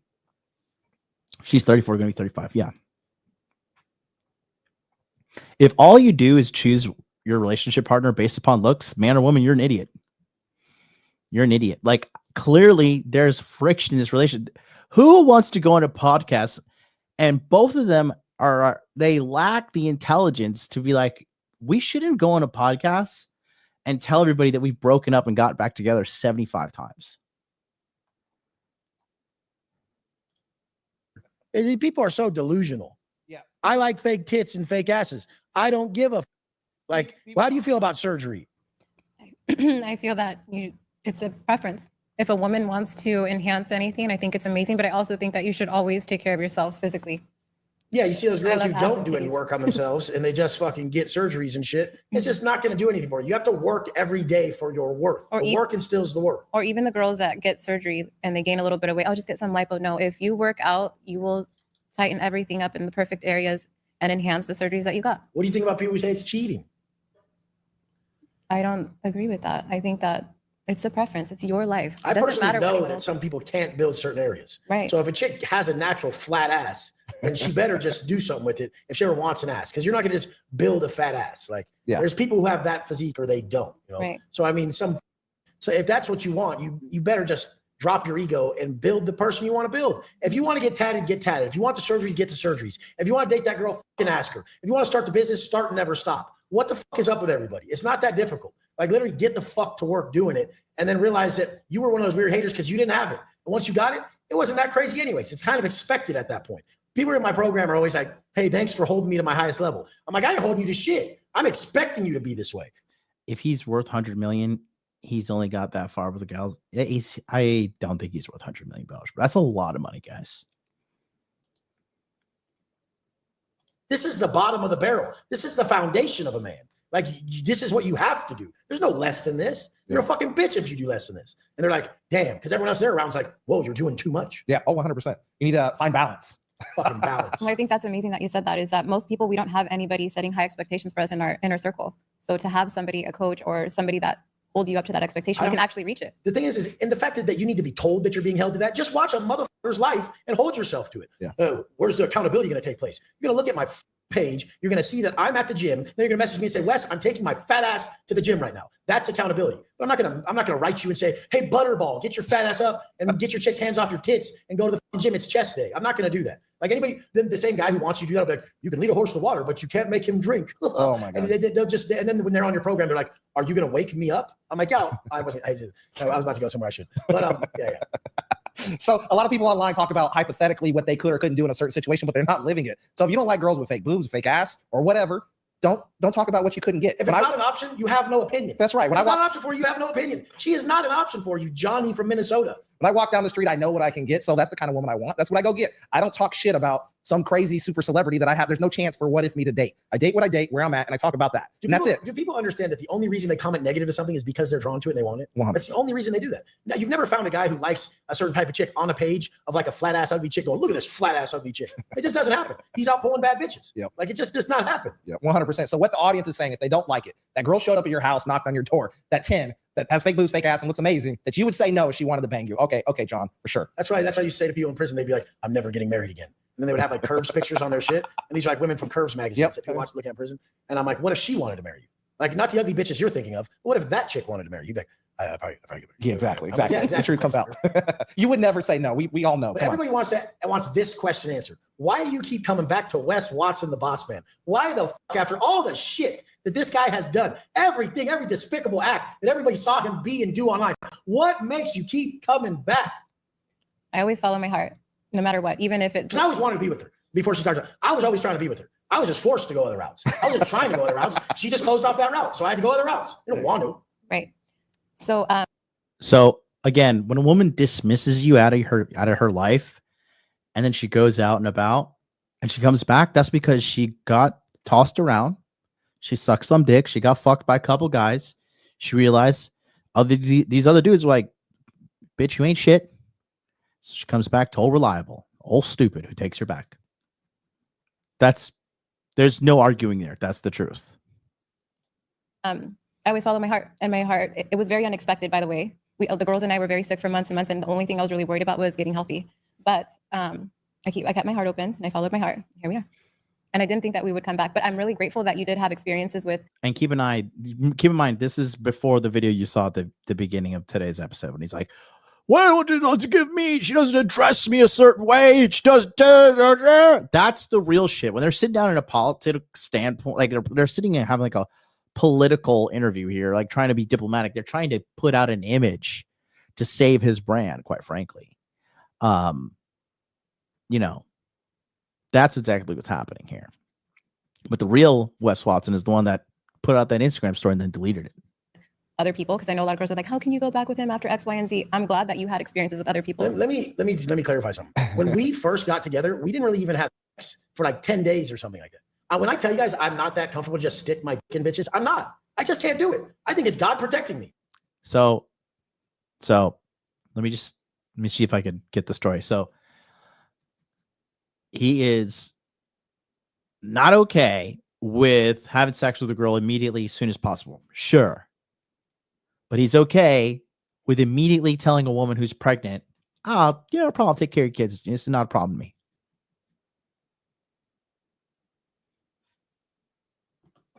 What you just said is one of the most insanely idiotic things I have ever heard. At no point in your rambling, incoherent response were you even close to anything that could be considered a rational thought. Everyone in this room is now dumber for having listened to it. I award you no points, and may God have mercy on your soul. May God have mercy on your soul. Really won't get fucking hard. Like, right? If a chick, for some reason, I think about all the repercussions when I'm about to like stick my dick in a chick. I'm like, oh hell no! Like this bitch could go crazy. Like this could happen. I'm probably not in the moment. All yeah, she's so fucking bad. I have to fuck her. Like that's why I always date girls. But I mean, we didn't have sex for like the first 10 days. Yeah. And then it was probably shitty for a little bit after that. Yeah. Like until I'm comfortable with someone, I really can't break it off. But now I break it off. She came back for that D game. That's what we're saying. Now I handle business and everything's, when I have a connection with someone, my dick doesn't go soft. And that's even a problem because I chase her around all day and she's like, Jesus Christ, like you're a fucking piece of shit. And then basically I'm like, well, no, I need to have sex like twice a day. And she's like, nobody has sex twice a day. I'm like, I have sex twice a day. Fine, at least you have to jack me off then. Like, I'm a fucking dog in heat. Like it's again. It's very, very, very simple. Okay. When a woman is really into you, she always wants to, like 9 times out of 10, she's always down to have sex. 2 times a day is not a lot. It really is not a lot. You know? People are typically having sex 10, 15 minutes. This whole, every time I have sex with a girl, it's 30 minutes and stuff. No, sorry. No. And another thing is this, if a girl really likes you, she's orgasming quickly, if not with you at the same time. But a lot of guys just don't get that because a lot of women are just settling for them. This is why you got to be the man, you know? And he's just doesn't realize that she's just not that into him. But when you lead with money and you prostitute yourself like that up front, what do you expect? I have a problem, but like only when I'm really attracted to someone. And I don't know if any men have ever even said that, but I know when I tell men that, they're like, I'm the same way. Yeah. And I really think it needs to be said. I really think God protects me from making bad decisions. But the whole thing is that how you just went to jail the other day for beating the hell out of somebody with a fucking weight in the fucking weight room? I feel bad sometimes. It's all part of God's plan. Sorry, all part of God's plan. Because she does have the baby. She is trying to make her content and she is trying to cook some food. And then there's like all these things. And I'm like, nah, like, do you got like 30 minutes right now? And then like, she's like, dude, get it done in like 5 minutes. I'm like, okay, I'm gonna try. And then it takes me fucking too damn long. Like, I just keep going. Again, if your girl is telling you like, ugh, I don't want to have sex with you. Ugh, you're turning me off. She doesn't like you. She's not that into you. Get a new girl. She's not that into you. If a girl likes you and she doesn't leave, she tries to work things out. And if she leaves, she's going to try and go to some other dude. It's not going to work out. And she's going to come back to you and you're all fucking dummy reliable. Going and you guys are probably like, he's just pumping it up. It's not nothing to pump up. I don't give a fuck. I'm already the champion. The champ's motherfucker here. But sorry, I don't let you get through your day. It's one other thing. Look, I'll chase her around and try to have sex, or I'll sit there stewing that like, oh, but this chick's not like just jumping on me right now. Like I'm the king of the fucking world. Like what the fuck is going on? I won't say nothing, and I'll be worried about it. Like I need to fuck right now. Like it'll just be all consuming my mind until I bust a nut. But then I'll get on a coaching call or something, or I'll do something that is deeply purposeful for me. That also another thing is when you're like raging to have sex like that every day, you're 100% on gear.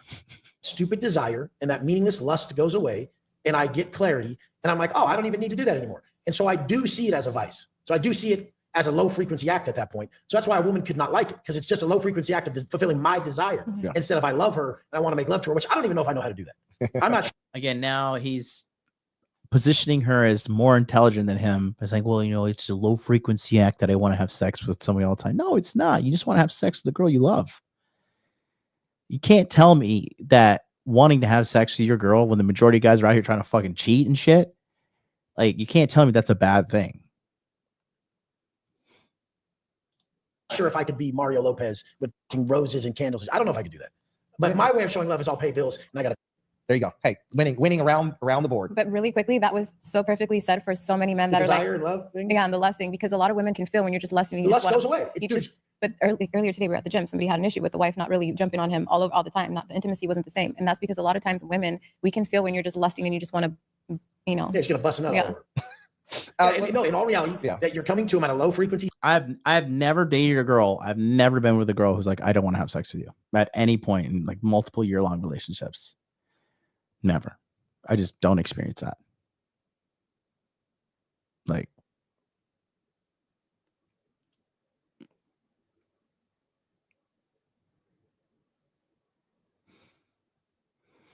and again, this chick is 100%. Like, does she like him? I'm pretty sure there's some parts of her like them, but they're two fucked up people, and she's not there for the right reasons. Because if she loved him, she wouldn't have left him. She would have stayed. She would have been there thick and thin, you know. But she leaves, come back, leave, come back. Why? Because goes out, streets are hard. Or I could go back with this fucking asshole, be in the millionaire house, and just kind of avoid him and run around and, you know, escape shit here and there. But I get to wear Dolce & Gabbana, I get to wear Fendi, I get to do all this shit.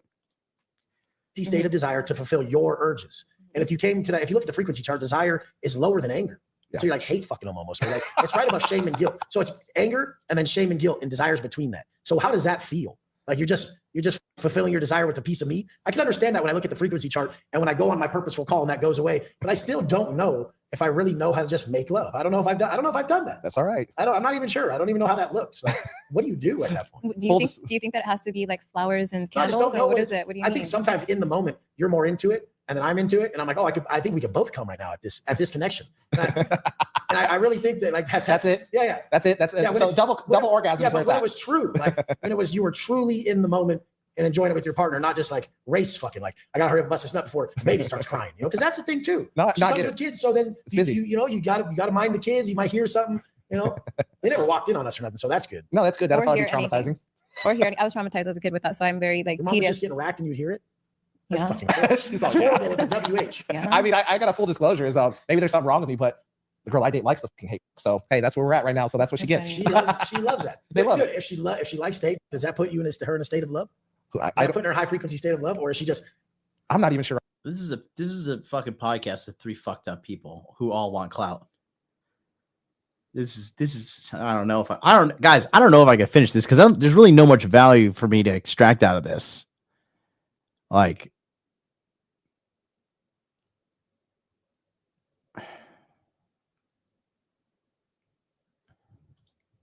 That comes to my mind is that song, There's a Thin Line Between Love and Hate. That's right. She likes my crazy. It's all that matters. Okay, what other questions? Oh, yeah. So how does the couple right here deal with conflict? Because we see the Wes Watson that's all turned up. What about the Angie version of all turned up? What does that look like? How do you talk to him when you're angry? I turn into a mini Wes Watson. Yeah. Mini Wes Watson. She called me, I can't even say, I can't say the words. You can't say that word on here. No, I will. It takes me a lot to get to that point. It's the European word for a cigarette and then ass bitch. So there you go. She's calling him a faggot ass bitch. I mean, the more this goes on, and this guy's a fucking clown too. To him laughing at this, does he have Magneto tattooed on his neck? That is an insult to Magneto.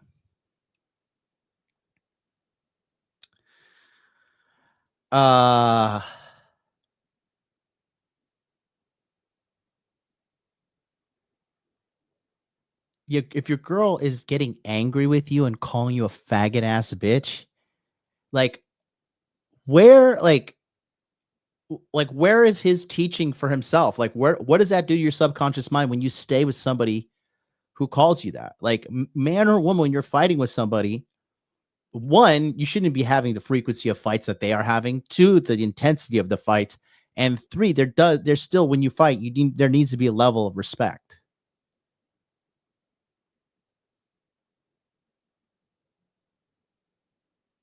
I talk about this often. Like my sister, it was a couple years ago, I don't even know anymore, but she was, because my sister's just so fucked up.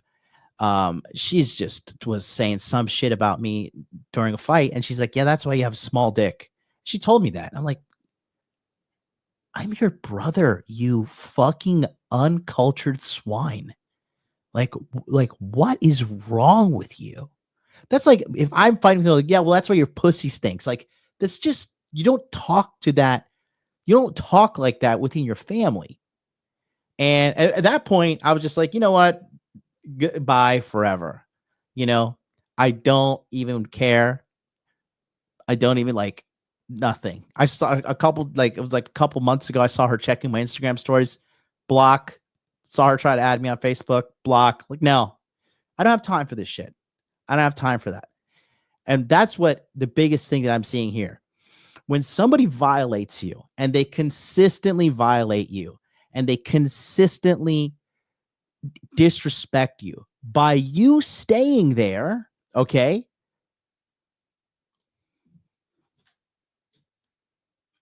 No frame. No frame.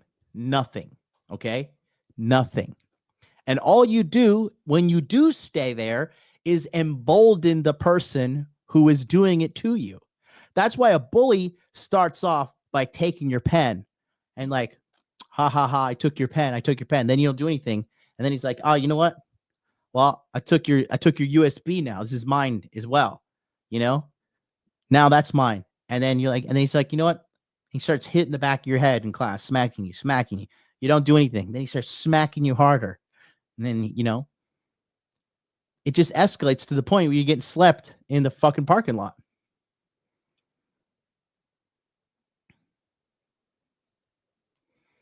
You know?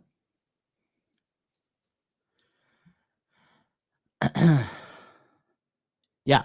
Broken people have no boundaries because they have no respect. And they have no respect because they have no self-love. Because people who are respectful, they would never talk to themselves that way. So that's why they would never talk to somebody outwards, right? Like, you guys know when I dealt with that crazy Russian girl recently, and she like started writing shit all over the channel. When she was being disrespectful and shit to me, I was just like, yep. Didn't even say anything. Good night. Block. Go back to my phone. Large database of women I could choose from there, right? Then she starts sending me all these hate-filled shit. I'm like, all you're doing is proving to me that I was right, right?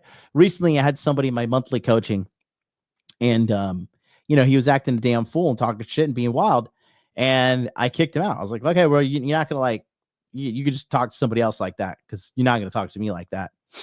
And then he begs me, oh, you know, I'm sorry, I was angry in the moment. Can I come back? And I was like, no, you can't. He's like, well, fuck you. That's why. Blah, blah, blah, blah. Thank you. Because all you're doing is proving to me that I was right. And thank you for verifying and validating my decision. Peace. I'm out. But your girl is calling you a fucking faggot ass and shit. And then your girl calls you faggot ass. Your girl fucking leaves you. She goes and tries to get some dick elsewhere. And then the bills come around. Like, oh, yeah, everything okay? I miss you. Oh, okay, babe. Let me send you $5,000. No self-respect. No game. No game. No frame. Okay. I think we're getting back to it. Name for someone who chooses to like men, ass bitch, and then punk ass bitch, and then lots of versions of that. Yeah, basically everything ass bitch. Yeah, okay. Yeah. So this is true or false? Did you ever say if you were a dude you would beat his ass? Yeah. She would whoop my ass. Yeah. That's okay. I've had several women say that to me before. I really think men. And this guy's like, it's okay. I had several women say that to me before. Like, this guy in the middle is just trying so hard to get some clout. Trying so hard. Like, people who vie to get clout are the most insecure, broken, empty people. When have I ever on this channel been like, I need more clout, Do I want more subscribers to grow my message, to grow my view? Yes, absolutely. 10,000%. It's a business. But I'm not sitting around like some clout hungry animal, like, oh, I need clout. Like, no. Like, I'm okay with who I am. I'm happy and healthy and content with who I am as an individual. So this is stressing me out. I'm not gonna lie. This is stressing me out. Men should be able to whoop men's asses. I think people should be. I think that should be allowed. I'm getting flashbacks. I was like, I wish I was a man right now. Well, she would get heated, like, oh, fuck you, a fool. She Debo on me. And what was the root cause of your last big fight that led to? I won't give her space. Yeah, and I'm like, dude, I love you. I don't want space. We're gonna leave for a few days. Just be in another room. You don't have to leave. Zip code. I would get dysregulated. I have the kids. I have all these things. What that means. Yeah. So again, you know, when she says I need space, it's because he's overbearing. Because if you're a great person, okay, you know, I need space in my relationship because the girl's always on my ass, you know, and that's reality. But he's the other side of the spectrum. He's the one that needs, you know, her all the time, and she's just like, I need space. Like, she's basically dating another kid, you know. Let me see if I can find where's the I need space. I want to show you the I need space girl meme. Yeah, like exactly. This is what I'm talking about. Yeah. Like when she says she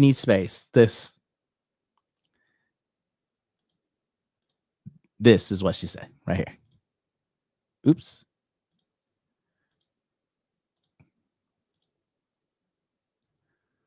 Oh, let me show you. Where is this? 2 seconds, boys. Open image, new tab. Oh, this means like a microscopic image.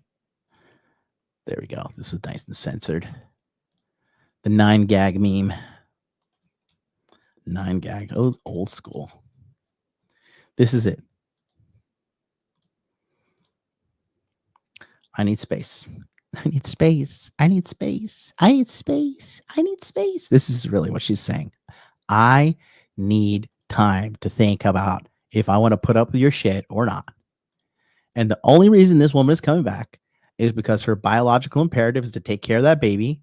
And she just is proven that she can't take care of herself or the baby without Wes. Because, like I said, if you're a woman and your life has come down to the point that you need to become a stripper, okay, you have mismanaged your life.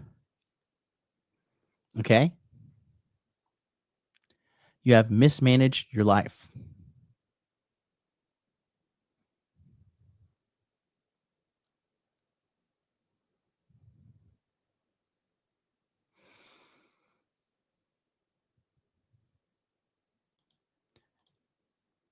So, I mean, just looking at everything here, it's just, oh boy, man.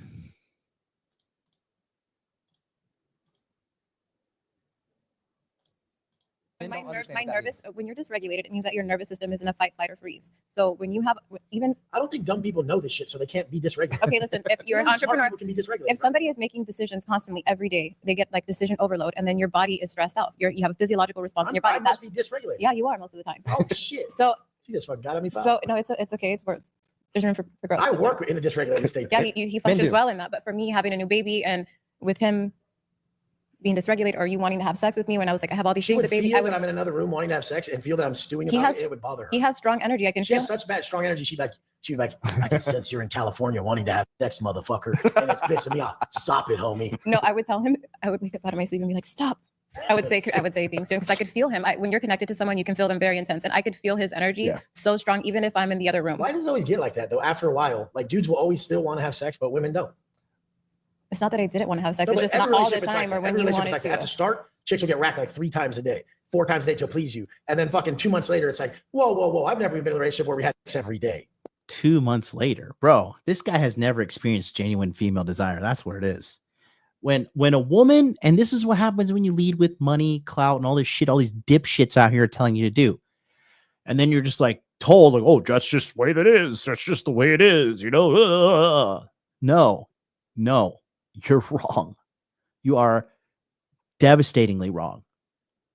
They are using you. They are not that into you. She doesn't like you. But these guys are so in love with themselves, like, how could she not love me? It's just got to be her hormones. Blah, blah, blah. No, asshole. She doesn't like you. She just doesn't like you. It's that simple. She doesn't like you. You're not that likable person. Go look in the mirror, work on yourself. But you can't, because that's going to destroy your whole fucking precious ego about yourself. And you can't handle that. So suffer. Well, she's setting the hook the same way as men court the women and give all the gifts, and then that stuff dies down. This is not the date night. They lack the romance. Oh, that makes sense. I'm not going to keep buying gifts every day. Yeah, exactly. Like we have an intense courting phase up front. We chase each other around like wild animals, and then over time we normalize, and somewhere in the middle is the rest of the relationship. I believe that it's a skill and an art to fall in love over and over again, and people should. You want to be in a healthy relationship, you have to learn how to do that. And I feel like fall in love with myself all day. At least 3 times a day. Hey, it is what it is. So it requires constant effort, just like anything else. It's not going to get better if you don't put energy. And you know what it is? It's like, I think that what happens is maybe sometimes a guy is just, oh, well, they already have the woman, they're not courting them as much. And when you put time, energy, and effort into something, you want it more. Love's a verb. Right. Yeah. Fair enough. And so there was this time where he was with in between. Were you dating anybody? So we focused the energy back on him. Was Angie out there on them streets? You know, we'll just say characterizing options. I didn't date anyone. Of course, there's people like asking like, hey, or whatever, but I didn't entertain anything. I have children right now, and that's my main focus. I still think she's lying, but she sticks to it. At least she's good at hiding it from social media. I went to a UFC fight. Somebody asked me, and I brought my girlfriend to a UFC fight. That's it. It wasn't any. That's a new one for me. That's a date.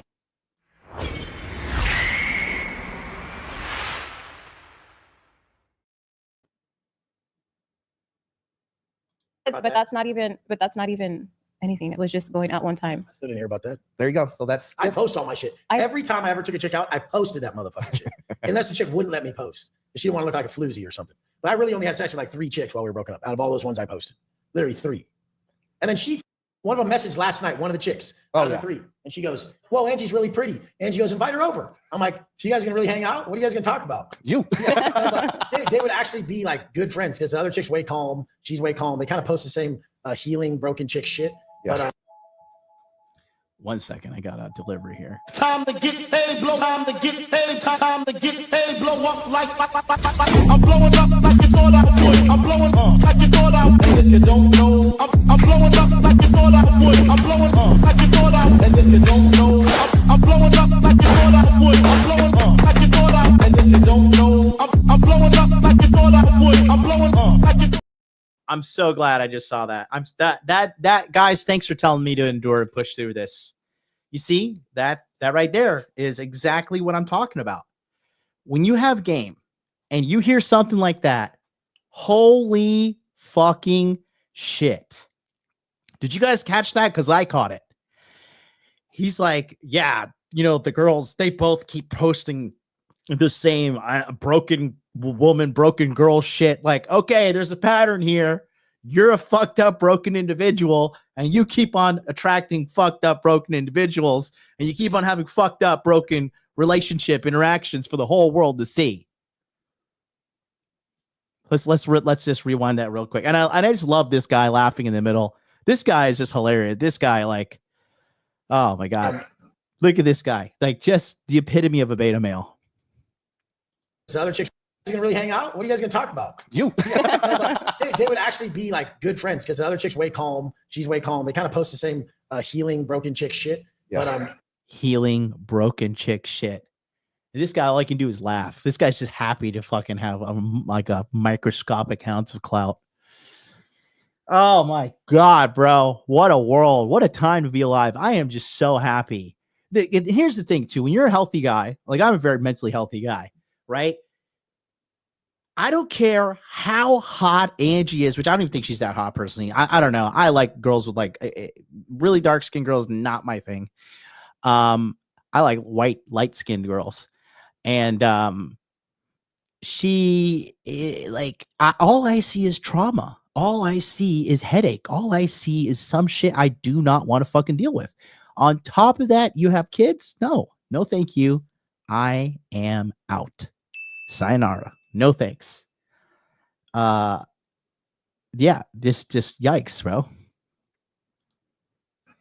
it's cool. I mean, I was always broken until I realized I'm the shit, and I want her to realize she's the shit. I'm like, show your ass more, show your body, embrace it. You're winning. Like you have the body every guy would want and every woman would want, and dress with more style and pull up and fucking win. Yeah. And I get it. When she has so many distractions, there's no energy for that. Yeah. Like I'm starting to even while since they're around, I'm like, fuck, go to a restaurant right now with all these motherfuckers. good. That shit would be a fucking shit show. It is, but that's the journey. And and then the baby crying in the restaurant. Oh my God, if there's something that ever want to give me a heart attack more than a baby crying in the restaurant. Like because Loon's the cutest, and you're like, oh, come on, dude. Just chill. Stop. We're just trying to eat. These will be the moments you'll look back at life way in the future. She's the cutest though. You'll She just appreciate does this. better at home. Yeah, that's good. She's not accustomed to that much energy. She's not on the streets. that's good. But She's not on the honestly, streets. the beautiful thing, what I love the most and what I miss the most was having family time. Like when we came back and we can hear the kids laughing up in the room, Loon running around. That's TikToks that are probably making fun of me. No, I'm just kidding. Regardless, that's what I love. That's what I love more than anything. That's true. No, so family time is something you really cherish. So yeah, that's what I value the most. What would be your priority expression of love when to receive? So if you had to say this makes me feel like I'm loved, what is that for you?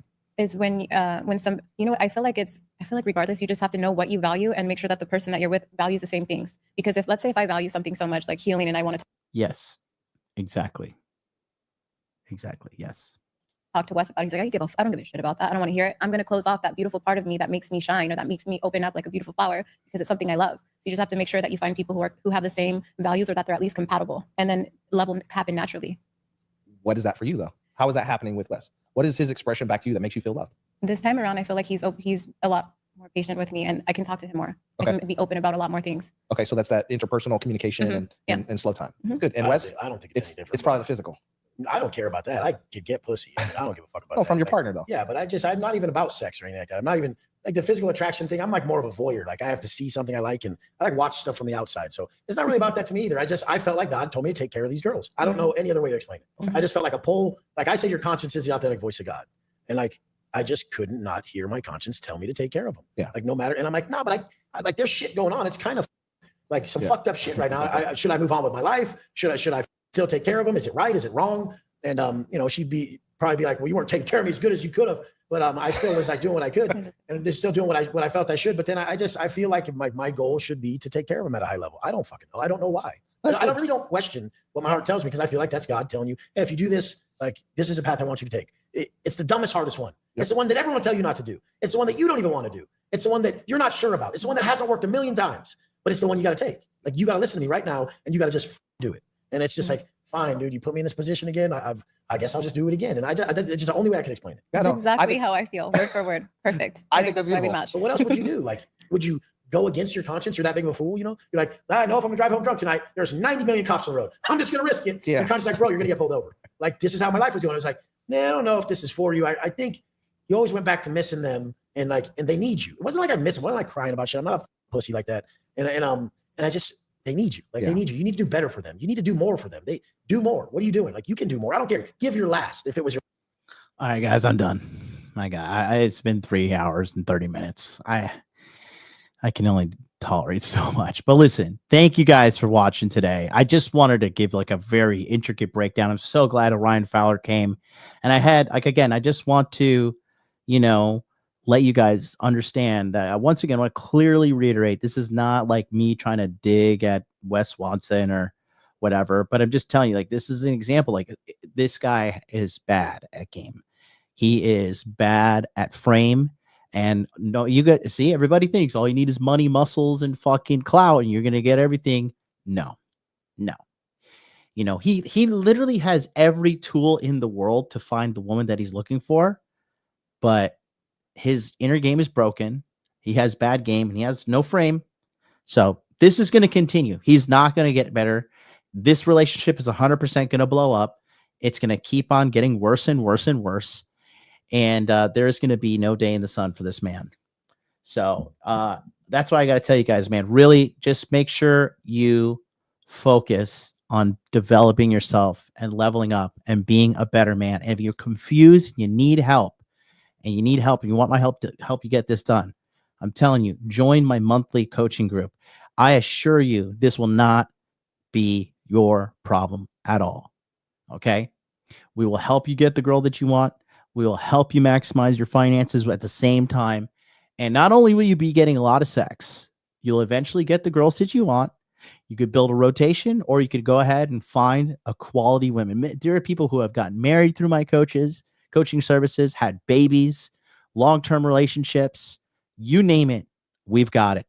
So that is exactly what we're going to be doing here on the Modern Life Dating channel. Thank you guys so much for watching. And remember, go to modernlifedating.com/monthly. Just click on this green button right here.